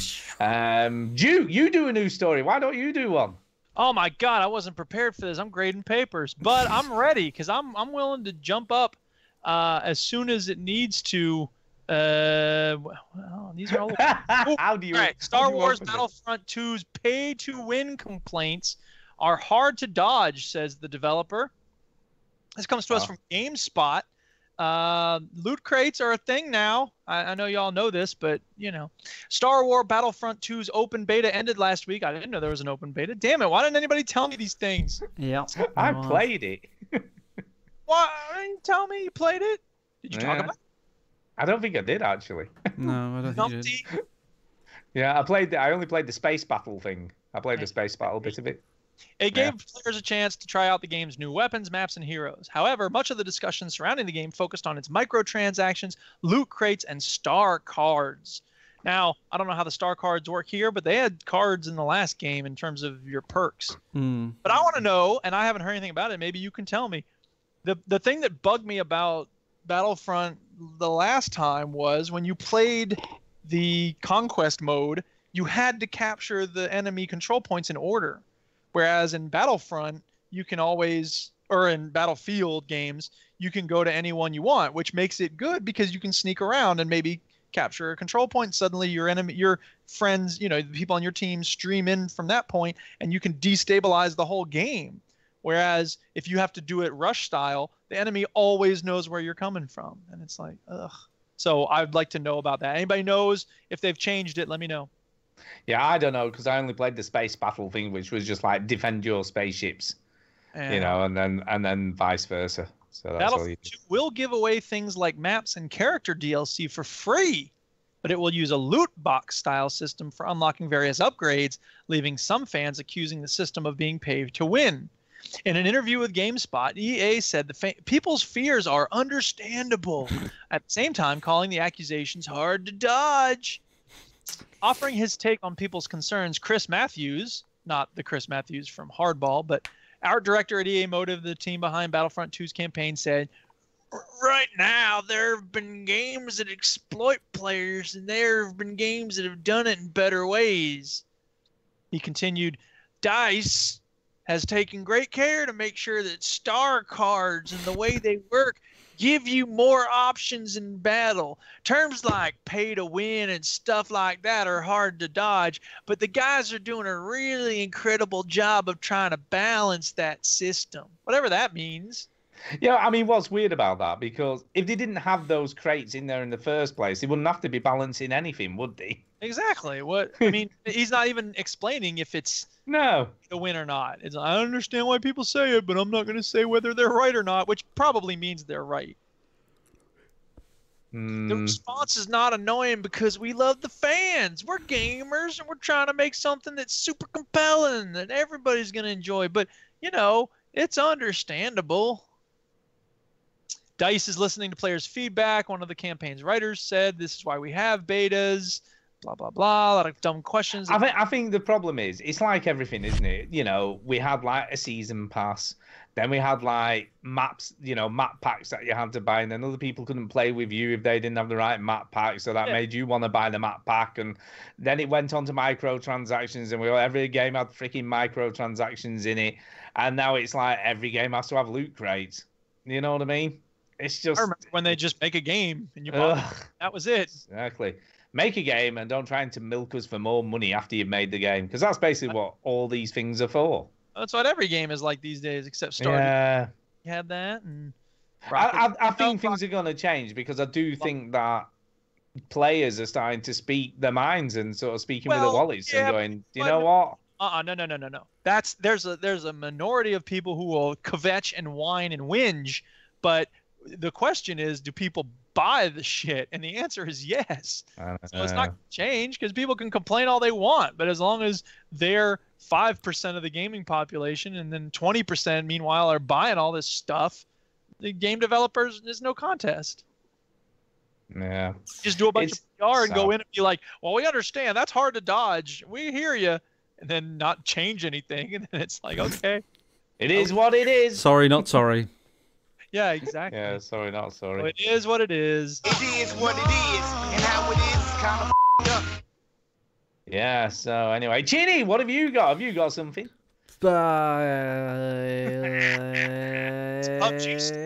There is a PUBG story, there is. Is there a PUBG somewhere? Story? Just I don't know. Overtakes League of Legends as the most played game of Korea. No one cares about that. That's boring. The real story is when fucking Vaulting comes out. That's the real story. Is that still not out? What the fuck? That was like a month ago that they were going to add that. Fuck knows. Okay.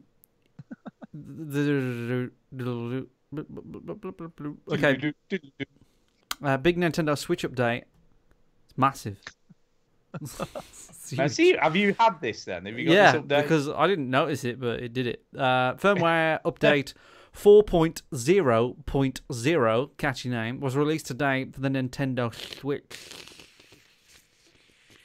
So let me just check, before you go on, let me just check. They've done an update which obviously simplifies everything, makes it dead easy to, if you wanted to transfer your saves over or capture video and all, it's made it dead simple. Is that right? Who's reading this news? I'm just asking the question before you start. I'm just checking. Fuck you. Right. Bringing a transfer save feature and adding video capture for the first time. Unfortunately, as is typical for the case of Nintendo, the new features come with a big word that I could pronounce. But starting off... Yeah, I'm guessing. All right, Frenchie. Starting off with the transfer feature. It allows players to do one-time transfer from one Switch console to another. This carries over user profile, save data, and eShop purchases. You can only do this for one user at a time. Once a profile has been moved, it will automatically be deleted from the original console. Nintendo has a new support page detailing the feature. Although it's a step in the right direction, the transfer feature won't help those whose Switch consoles have been lost or damaged. Nor will it help any user players looking to back up their saves in an event of either of the two situations does occur. It just fascinates me because obviously I transferred one PS4 to my PS4 Pro, over like an Ethernet cable. Which is kind of cool. If you plug both of them into your router, and then it just does a transfer, and it took about 2 hours.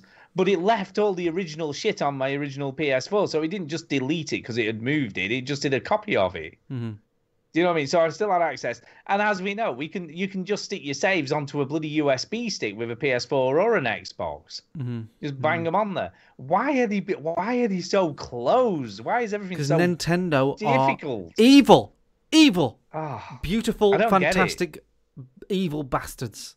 The other thing is the new video capture feature works the same way as the screenshot capture works. Only you have to hold down the button instead of press it to capture it. The last 30 seconds of a play as a maximum. You're also able to share them so no one can watch them because no one cares about your video clips, you stupid, selfish, pompous, selfish, massive twat. There's only games that support them are Zelda Breath of the Wild, ARMS, which I've heard has legs, Splatoon 2, which is a sequel to Splatoon 1, and Mario Kart. Mario Kart again, or Mario Kart 8 Deluxe, as some people call it. Yeah, I saw this. There's a button on the left controller that if you press and hold it, it records video, and I saw it and I went, cool. I'd just like to announce that I just finished grading a stack of paper. Well done. Hey! Victory I don't know. unlocked. Don't get your fucking Switch stolen, you stupid pricks. That's the message that don't break Nintendo. it, don't drop it or something. You fucking idiots. You lose all your save data because we won't let you copy it onto anything. That's Reggie. I don't understand the reasoning or why they're denying you that. Because fuck you. That's why. Because fuck you. That's what this whole let's talk about it. The EA change the Star Wars game that they've refocusing the pivot where they're changing the Amy Hennig was working on a game, a Star Wars single player game. They've closed down Visceral, haven't they? This is they closed down Visceral, and no one knows where Amy is. Not even Amy. She just woke up on a landfill. Basically drugged her and then dropped her on a desert island just to get rid of her. She woke up on a landfill next to copies of Battlefront 3 and just on Dead Space 4. You need to put loot crates in your single player game. And people kick it up a fuss. The weird thing that they say is we was working on a linear single player game, and we realised that nobody wants that, and everybody was like, "We fucking all want it." What are you fucking talking about? We all want that. But shit, we do. Saying that, right? We want it. I want that. Stu, you want that. Yeah, but and the people that listen to this show probably want that because they probably like the kind of game. Wrong though, can it? Uncharted can't be wrong. Stu, I'm gonna ask you a question. Stu, I'm gonna ask you a question. Yeah. Do you want $20 million or do you want $5 million? I don't want. I mean, 5 would be fine for me. No. Personally. honest. Do you want 20? I don't think. I think 5 Do you would be want fine. 5? 5 would be great. Well, you Most would be people would want shit as a You got businessman. $5 million for me. When Yeah. your Star Wars is a $1 billion franchise, right? And they paid for that. EA have paid for a fucking tender. They tendered. They pitched. They went, we're going to make all these great games, and more importantly, we're going to keep the integrity of Star Wars, but we're also going to make a lot of fucking cash, right? And Disney went, yeah, bitch. No, what they did, right? This is the conversation that happened, right? They went down to Visceral and went, yeah, have you seen that Horizon Zero Dawn thing? It's like a big open world thing, and there's like still a story, but it's open world, and you can do loads of other bits of stuff. Dinosaurs. Or like Assassin's Creed, have you seen that? This like single player story stuff is not what we want. Like a bigger area with You're more joking. shit to do. They're trying to make Destiny. Fuck Horizon Zero Dawn. They want to make Destiny because. Do you think that's what this is? I think it's more Horizon Zero Dawn. Absolutely. The thing that they said, what confirms that they're trying to make fucking Star Wars Destiny, is because they want people to keep coming back. Right? They want a game where people keep coming back and keep buying these fucking crates, right, and swapping keys so they can get an explosion or some shit, right? But why hire Amy Hennig in the first place? Because that's Because not what back she then, does. because back then they wanted Uncharted Star Wars because they was like, yeah, get Amy, she hasn't got a job, whatever, get that. Which would have been brilliant, right? But now.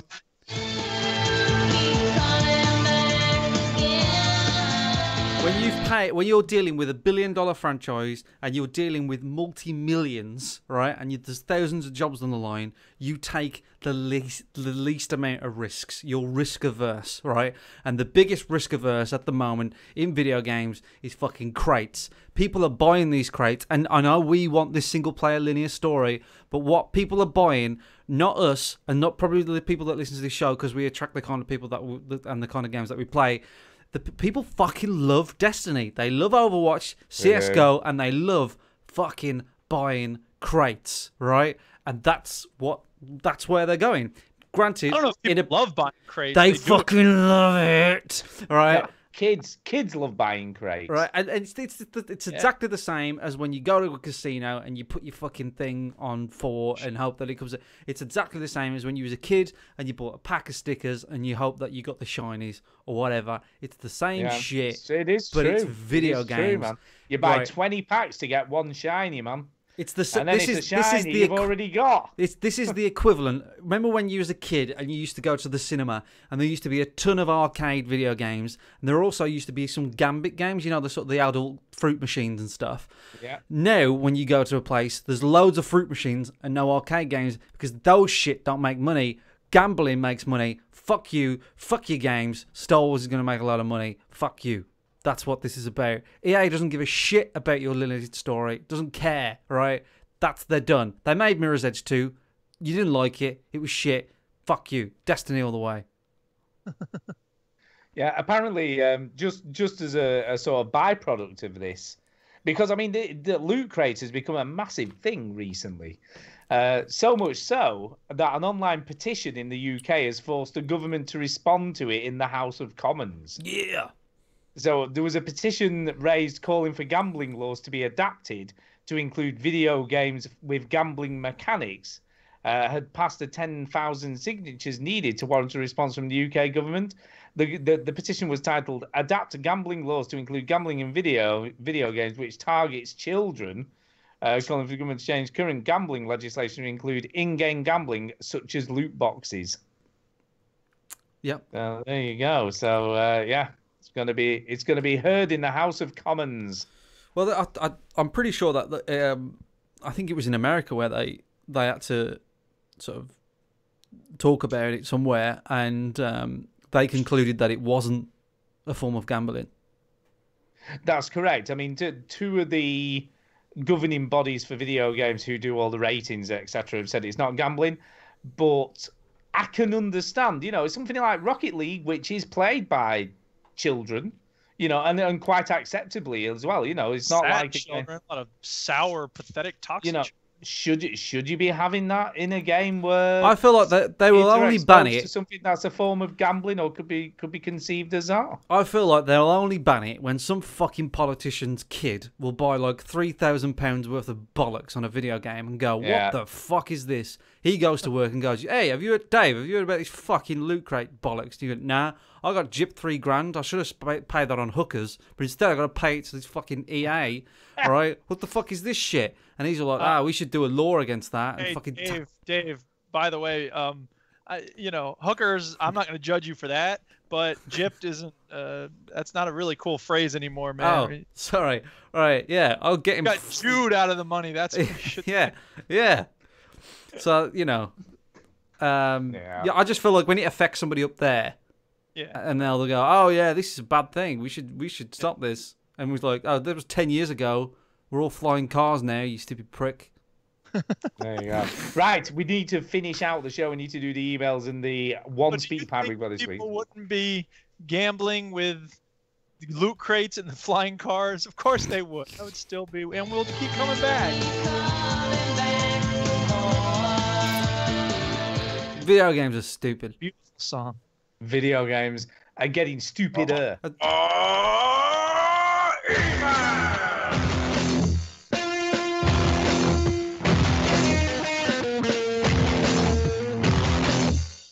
Whoa, that ruled. Also, you can play Tetris on the dashboard display of some Russian trucks, apparently. That is such a cool little story, I've got to say. So cool. You have to do a lot of... Want to know more about it? Do a little Google search. What the hell are we? News source? Screw you. But you do have to do a lot of complicated shit to get it to happen. You've got to twiddle some knobs and do some shit. Well, you wouldn't want it to come up automatically when you press the windshield wiper button or something. No. Wait, I can't see how fast I'm going, but I can play Tetris right now. It is good though. I love that little story. It was a good story. Yes. Yeah. Anyway, emails. We have got one. From Derek's hands. Derek's hands. Come on, we've only got like 4 minutes before we run out of internet. I know, yeah. And he says this. Some random stuff I was thinking about earlier today. Howdy, veteran gamers. Yo. Howdy. Yeehaw. Did you ever buy or play the Golf Club 2? And what are Chinny's? Go on, sorry. I can't remember. You've not played the Golf Club 2, have you? I haven't played it. I don't know if I've bought it yet. You may have bought... You've not bought it on Steam anyway, because it's not on your list. All right. You big You're not bought it on lech. Steam. You fucking Steam lech. I've been looking at your list. I know what you have and what you played and where you live. I think the Golf Club 2 is a bit of an oddity. It's a bit of an oddity. Because... There's a Bill oddity. A Bill oddity. Because when the Golf Club and everybody got into that, we was playing the shit out of that game. Like everybody was playing I wasn't, it. So You weren't, but a lot of people. I mean, we were doing tournaments. There was shit going down. It didn't matter what platform you was on. Bald Rad. Yeah, stuff was happening. Bald Golf Rad. Club 2 came out. I thought it would be similar, but no one seems that bothered. It's just right time, right place, isn't it? You know? Yeah. Yeah, I don't know. Yeah. I know a few people play it. I know a few of the overseas connection. Yeah, I know Greg's played a bit of it. Play it. I know Mark plays it. Yeah. Step J plays it. I know. I just don't think it's had the same sort of 17 people we know. Yeah, the 3 people we know who play. I just feel like it's sort of, I don't know, it's just not had the same influence as the first game. Hey Stu, we're running out of megabytes. Come on, we've got to go. I know, yeah. And what are Chinny's current thoughts on Halo Wars 2? I played it for an hour, didn't play it. Don't know why I didn't play it. I don't know what's going on. That's pretty weird. That one throws me a bit. Like I'm more interested in playing Halo Wars on Steam. That's like if the Elder Scrolls 6 came out and I was like, yeah, whatever, I haven't played it, I don't know. I played a bit of it and I was like, this, I don't know. There's lots of new things and I don't get it. So I only played it for an hour, so I haven't really given it. That is so funny. I mean, you absolutely loved. Oh, yeah, but like Halo Wars is on Steam now, and you can cross-play, so you can play it on the 360 and Steam. I'm more interested in playing that than I am playing Halo Wars 2. So weird, isn't it? Comfy pair of slippers, man. Gaming familiarity. That's what people like. It is. It is. Yeah. Is it worth buying Soma / Elite Dangerous No. / Zero Escape Games Don't know. 1 and 2? Don't know about it. Yes. Elite, it depends if you like Spacey Sims. Yes. Zero Escape, definitely. So Soma and Zero Escape, I can't see any reason why not, because they're both amazing games. Yeah, just buy them. If you've not got them, buy them, man. Yeah, it's well worth it. Anyway, I know you two would disagree, but there you go. Saw the new advert on TV for the Sony VR headset, almost tempted, but soon came to my senses. So, I don't know. It's doing all right. It's doing all right, but yeah, it is cool, but it's still gimmicky. It's still gimmicky, man. I got rid of mine. And you know what I'm like? I like new weird shit and shiny stuff, but... There's only so many light gun shooters that you can play before you get bored. Yeah. Have the veteran gamers ever bought something advertised in a pop-up advert online? No, never. I brought a Iranian wife. She's sitting next to me now. It's really awkward. I don't understand how those things continue to exist because, I mean, obviously some people Because people pay for them, don't they? People pay for that to happen. Pay for them because they're shown to work, I suppose. But who the fuck? I've never known anybody who's actually bought something from one of them. I got my penis enlarged. I must say that, like, if I saw something that was like, ooh, penis enlargement, I believe that would work. I would do it. I would not buy it out of spite. Like, there's certain forms of advertising. Like, I'm just not going to give you So, my just a minute. Have you just admitted to having a small penis? Is that what you're saying? Well, I'm just saying, like, we can all use a little help from time to time. I don't know. Speak for yourself. Yeah. Just saying. Anyway, I think we need to move on. I can count to 11 if I'm naked. Okay. And wearing shoes. I don't know what that means. I have no idea what that means. Anyway, lots of podcasts are discussing loot boxes. Not here. Not here. Talked about this. Can't say I've ever been tempted. That's the other side of this coin, right? I've never fucking been tempted to buy a loot box ever. Like, I play Overwatch sometimes, and you go, "Oh, you got a loot box?" Like, hey, Halloween's coming up. You could get all these Halloweens. Like, I don't give a fuck, you fucking stupid twats. Yeah, the Halloween stuff is crazy. And I should say, on Rocket League, they actually gave us a Halloween thing that I was actually really excited for because, first of all... Oh, God, what did it do? Well, see, here's the thing. In previous seasons... Duke is such a hypocrite. Fucking is, isn't he? He's terrible. Calm down. Let me tell you what's going on. Shut up.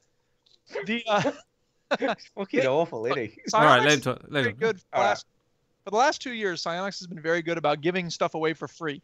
Halloween, Christmas, Easter, all sorts of free stuff, right? You get toppers, Rick and Morty's antennas, all that stuff, right? Well, for Halloween, they did it a little different. Every time you played a game, you got a little bit of candy corn points, and then you could use the candy corn points to buy stuff. So you could... Why is it so complicated? Because they're trying to candy corn. Then you get the syrup points, and you also get the toffee apple points when you've got all those points. Let me know when you're done with your dumb joke. I can keep talking. To be fair, the fact that they give you this candy corn points means that you can choose which of these things you want. So, it even sounds stupid. Candy corn points. If you don't want the gargoyle, you could use your points for the jack-o'-lantern or whatever. You know what I mean? That's Shut up, Stu. But jack-o'-lantern. Yes, during Halloween, people have jack-o'-lanterns. Why is this? So does it dangle off your car? What does it do? You could put it on top of your car. This is what happens in Rocket League. Jesus Christ. I'm laughing at Stu, dude. Not I know. You. What the fuck? Like, this is news. This has been the way Rocket League's been forever. Dogs. I'm just amazed that he's shocked at, like, you can get it. Right? I'm shocked. On a car. Oh my God. It just sounds all kinds of stupid. Anyway. Because no one even looks and gives a shit, do they really? That's true. However, I like having a beret on top of my car. So here's the thing. They put something in the mix this time called a charger or something, a charge card or something like that. Basically, it's a key that you could win for Oh, God. Okay. But you only get 3 of them, and if you unlock a crate using that key, you can't trade the item. So it's kind of cool because then you have a chance to get one of those cool goal explosions. Very small chance. But if you were to get it, you couldn't trade it to anyone else. So that's kind of an interesting way to, give people something that's pretty nice, but there's a string attached. I don't get any of it. I just don't. I really don't. So the point is, I got my. It all sounds stupid, and the fact it's called candy cane points just makes it even more ludicrous. Corn points. Well, whatever. Candy cane, candy corn. Who cares? The point is, I got my 3 charge cards, and I got a bunch of stupid shit with it. So I have a bunch of stuff that I can't trade now. Brilliant. But I also been getting a bunch of crates, and I might be able to trade those crates at some point, like 5 of them for one. Trade the crates. Yeah, that's the thing. There's a black market economy that goes on with these crates sometimes. Jesus Christ. Mm-hmm. Anyway, he carries on. Just bought the Resident Evil Super Bundle on PSN. 10 games for the PS3 for $11.99. Nice. If you had to play only one sports game for at least 2 hours a week, which one would it be? Rocket League. Wait a minute, he's giving us a choice. Got to be between these ones. And it's like a real sport where you have to have physical education. Physical exertion was what I was meant to say. No, so it's a sports game. When I'm playing Rocket League, I'm like moving my legs around and like pulling the controller to the left. He says sports game. You're not playing them. Golf, soccer, ice hockey, rugby, tennis, basketball, American football, or baseball. He's asking if we were to play these games in real life. Yeah, if you were going to play he says one if of you these only games, play one sports game for at least 2 hours a week, which one would it be? Oh, is it like an actual game or Yeah. a game? Yeah. I thought he meant just like in real life. No. Well, let's answer both ways. If it's a video game, it would be golf for me. If it's in real life, it's tennis. And I actually like tennis, and I'm not bad at it. Who knew? Yeah. You don't have to run very much. So. Yeah, exactly. Chinny, what about you? Golf and golf. Yeah, I'd be golf and golf. Yeah. There you go. Answered. I am not randomly ending the email here. I just did. I see what you did there. Yuck, yuck, yuck, yuck. Yeah. Right, thank you for that, Derek. And we have one speak pipe. Let's do that now. Yes, here comes the speak pipe, ladies and gentlemen. So get ready. Speak pipe. Speak pipe. It's the way to leave a message for us. I wasn't stalling for time. What are you talking about? Here comes Jason. Hey, veterans. This is Jason. Some people call me Taco. I've written a couple of books. One I'd like to make available free online. And it's finished, it's complete, and it's a masterpiece. What kind of pathetic dork would write a book and then put it out for free online? But I'm kind of worried about lawsuits with it. It's called Butt Wipe. I get before I put it out there. I might hold off, and I might just keep it for myself, just for self-pleasure. But the other book that I have completed, and I'm 100% putting out for free online, or you can pay for it if you want. Just send your money to me. But it's called P-Town, and it will be coming soon. Now, there's sort of an audio drama getting worked up right now. A couple of the guys over at Ped and Meller show are going to be putting this out. And they've hired some incredible voice actors.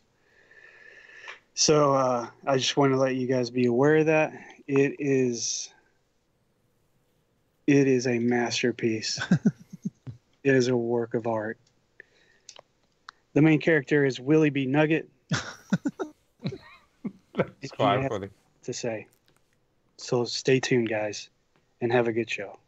Oh, man. Beautiful. I think you Jeff. should totally put Butt Wipe out. I want to read that shit. And P-Town. P-Town would be good. P-Town. Make it happen, baby. Yeah, P-Town. There's actually a play called Urine Town, actually. It's a class drama. It's about people who can't afford to go to the bathroom and stuff. It's very strange. Yeah, I don't think that's the same as his parody of S-Town that he's doing now. I guess I don't know what S-Town is. Is that what, did you? So you didn't get the joke? I guess not. He's doing a parody of there's a very, very popular podcast which is kind of I thought it was an audio drama, but it's not. It is real life interviews he did with these people where there was like a mysterious murder thing that happened and then it turned into something completely different. Okay. And it's called S-Town, which is actually stands for Shit Town. Ah. Which is what the main guy who he interviews calls the place where he lives. So, and it's actually being used as evidence at the moment in a court case, the actual podcast. See, that's that thing, man, because the Serial podcast got... Same people made it. Oh, okay. Well, that got a new trial. So yeah.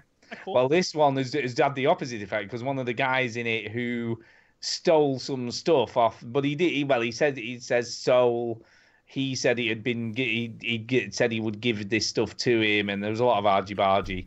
But now the prosecutor's using that as evidence to say that he did steal it because he kind of admits to it on the podcast. So yeah, there you go. Life and art and all that shit. There you go.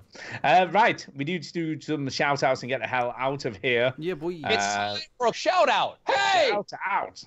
So, Chinny first. We'll do Chinny tonight. My shout out is to XB1 Wellesley. He sent me a message on Xbox One. I didn't really see it until I checked the phone app for some reason. I don't know why. But he said Veteran Gamers Podcast, and then the OK emoji. You know, with your hand, where you're doing an OK symbol, like your index finger and your thumb are together, making a circle. So I think he's saying that it's okay. I don't know. It's okay. We take whatever. I'll take that. That's a 3-star review. I will take that. So thank you very much, Wellesley. You took the time out to say what up. Also, a few people that have been joining me on the stream. I won't name them all, but they've been watching me play South Park. That's very nice of them. I don't know if I'm going to continue to stream South Park. I'm not sure. I don't know. Because I don't know whether I will, but I do want to stream a bit more PUBG. So why don't you want to stream it? Because that thing, isn't it? You have to perform when you're streaming. Yeah, so you'd rather just play it. Is that what you're saying? I just want to play it now. I mean, like, I feel like, you know, there's enough content there. If you want to watch me play South Park for a bit, you know, then like there's like 10 hours of me playing South Park on YouTube that you can watch. So there's plenty there. I don't know. It depends on how I feel. Like today, I streamed a little bit and then I got bored and then switched it off, and continued to play. I don't know. But I will. Wednesday and Thursday are my streaming days. So if you want to watch me play some video games online, it's Wednesday and Thursday. Yeah, that's me done. There you go, Duke. Over to you. Yeah, my first shout out is to the Crystal Method because they make awesome music.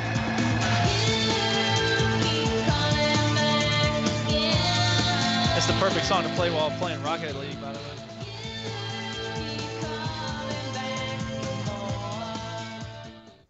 Oh man, I remember the first time I ever heard them was in the Replacement Killers, the John Woo movie, and like everybody I know that I went with was into electronic music, and we came out of that movie like, that song was awesome because it's Keep Hope Alive, and it appears during this big shootout in a club, and it was just so perfect for the moment, and I couldn't find it. Like nobody knew who it was.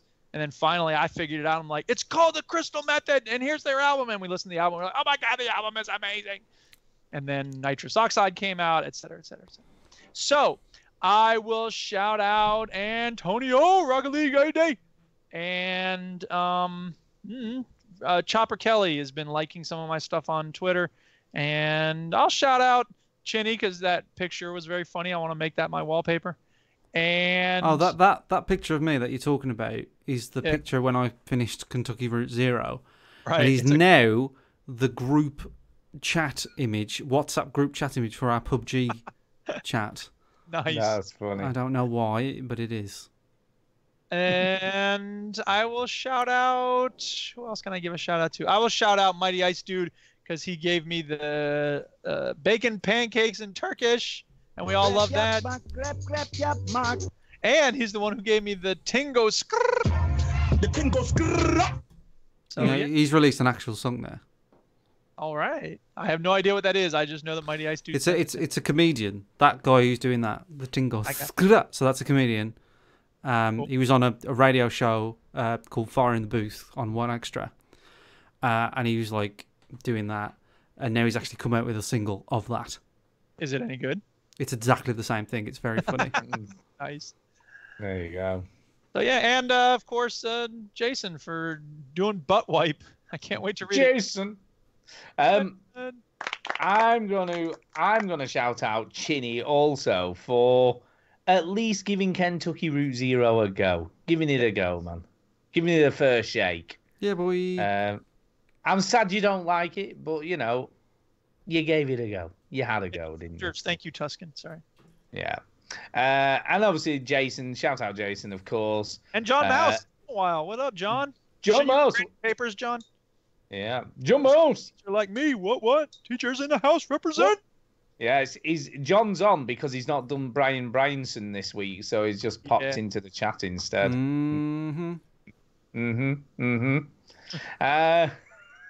So all the usual people, you know, everyone who listens, all the listeners, everybody who contributes to the show, because it's a big part of the show, you know, the Speak Pipes, the emails, and all the interaction we get off people. So keep that going.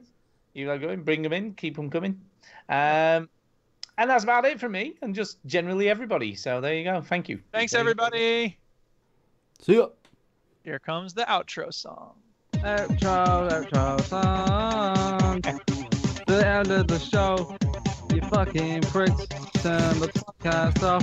Oh, wait, you don't need to do that because it'll turn off when it ends. Why don't you listen to another podcast, you ungrateful fuck? So there you go.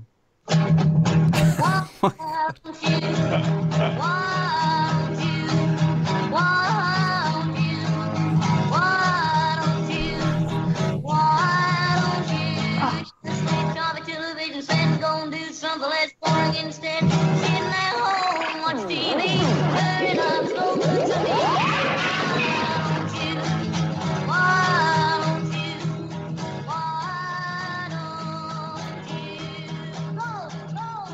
I did that remix right before the show started, and I wanted to play it so badly the whole time. Wow. The end. I want to be applauded for my restraint. Thank you. Well done. Well done for being restrained for once. Yeah. Shit. Yeah. That was good. Yeah. I enjoyed that. Yeah, that was very good. I tried to get out as much as I could, but he kept butting in. For people that care, Cuphead, I've done the B boss and something else. Did you do that one with the boat? I did the one with the boat. Yeah, that was a tough one. I saw Antonio do that. Yeah, it's tricky. Yeah. Well, all of them are tricky. It's tricky to kill a boat boss. Kill a boat boss. That's right, on sauce. It's tricky. No. No, definitely not. Don't do that. Tricky. I'll end the show. Just end it. Just do it. I just ended it. Yeah. Okay, yay. Duke. Only the streamers can hear us now. You know the Australian thing you played last week? Where is that? The Australian, where he sounds like he's saying something he shouldn't be saying. I can't remember what it was. New Zealand. I was in New Zealand. Yeah. Yeah. I'll find. The dicking. Yeah, dicking. You always want a good, nice, polished dick. Yeah. New Zealand decking advert. Here, I'll send it over Skype. Is it? Oh, it's not a real advert. No. Oh, no, God. Did we not... go this last time? Yeah, we It's a went through that last sketch. time. There you go. Is it on YouTube? Is it on the YouTube? Yes. Yes. Yes. My doctor's be going through. Yes. It's on YouTube. Speaking of which, have y'all seen Big Mouth? No. Yes, we talked about this last week. I've seen it. Funny, Ginny I love has it. Have you Yeah, seen more? it's good. Have you seen what? Sorry. Have you seen more of it? Have you seen? No, I haven't watched any more since. It's good. We watched quite a bit of it, but we also watched Patton Oswalt's new special, which is really good. And what have I been watching this week? I've been watching more of the Star Trek Discovery, which is pretty good. Yeah. And we went to watch Blade Runner this week. Oh yeah, what'd you think? It's a bit like Kentucky Route Zero. Oh my god.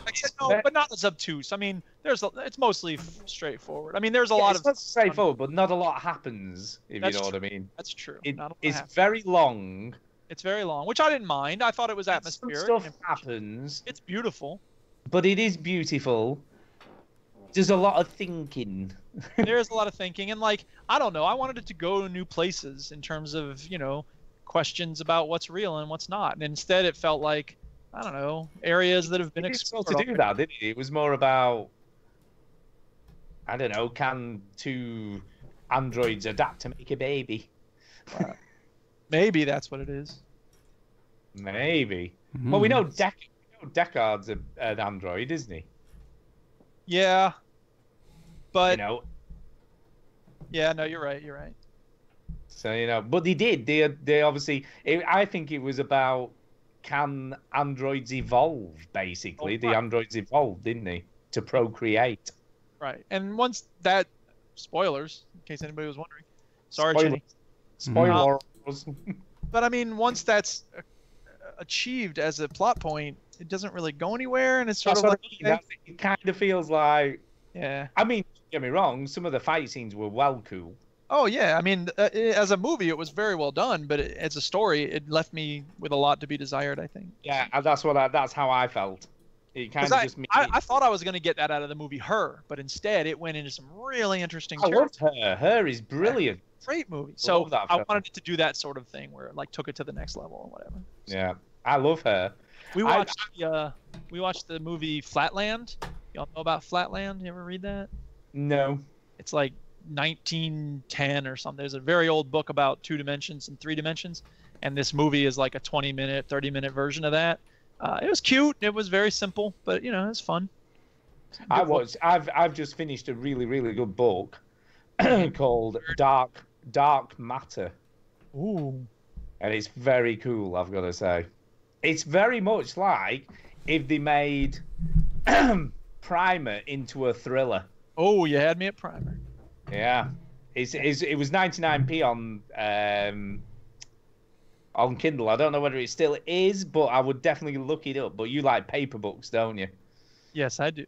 But yeah, have a look it up. You'll probably be able to pick it up really cheap. It's called Dark Matter, and it was it was kind of a really cool thriller about alternate realities and stuff, and the multiverse. I watched a pretentious film as well. All right, what did you watch? The Lobster. The what? The Lobster. Lobster. I've heard about that. I haven't It's seen fucking it. brilliant. Is it? Is it? I loved Are it. you just taking a piss? No.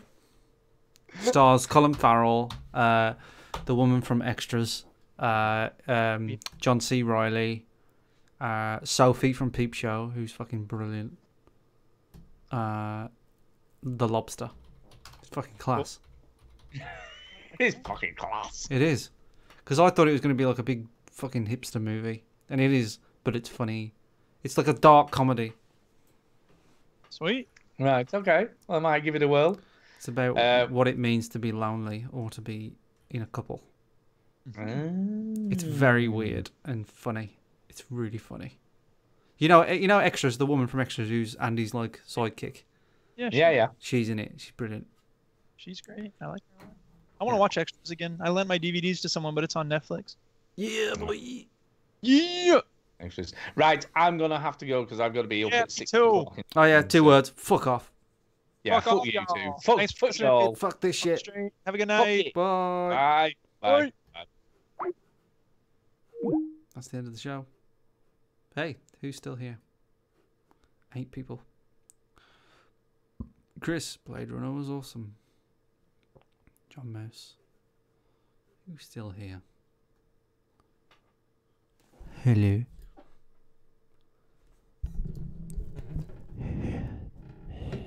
Hello. Oh shit. Advert playing. I think I've got FIFA 18. I think the person who I share the Xbox with also has it.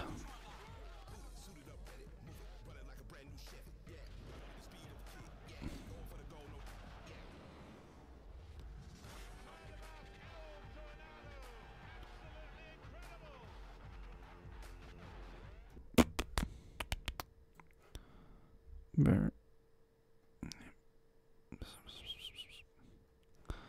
people watching on Twitch.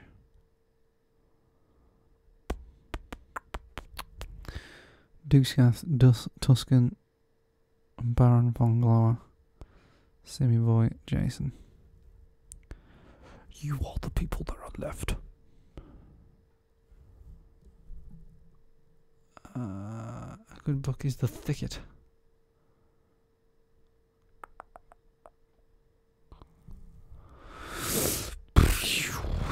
Right. I think I'm going to bed.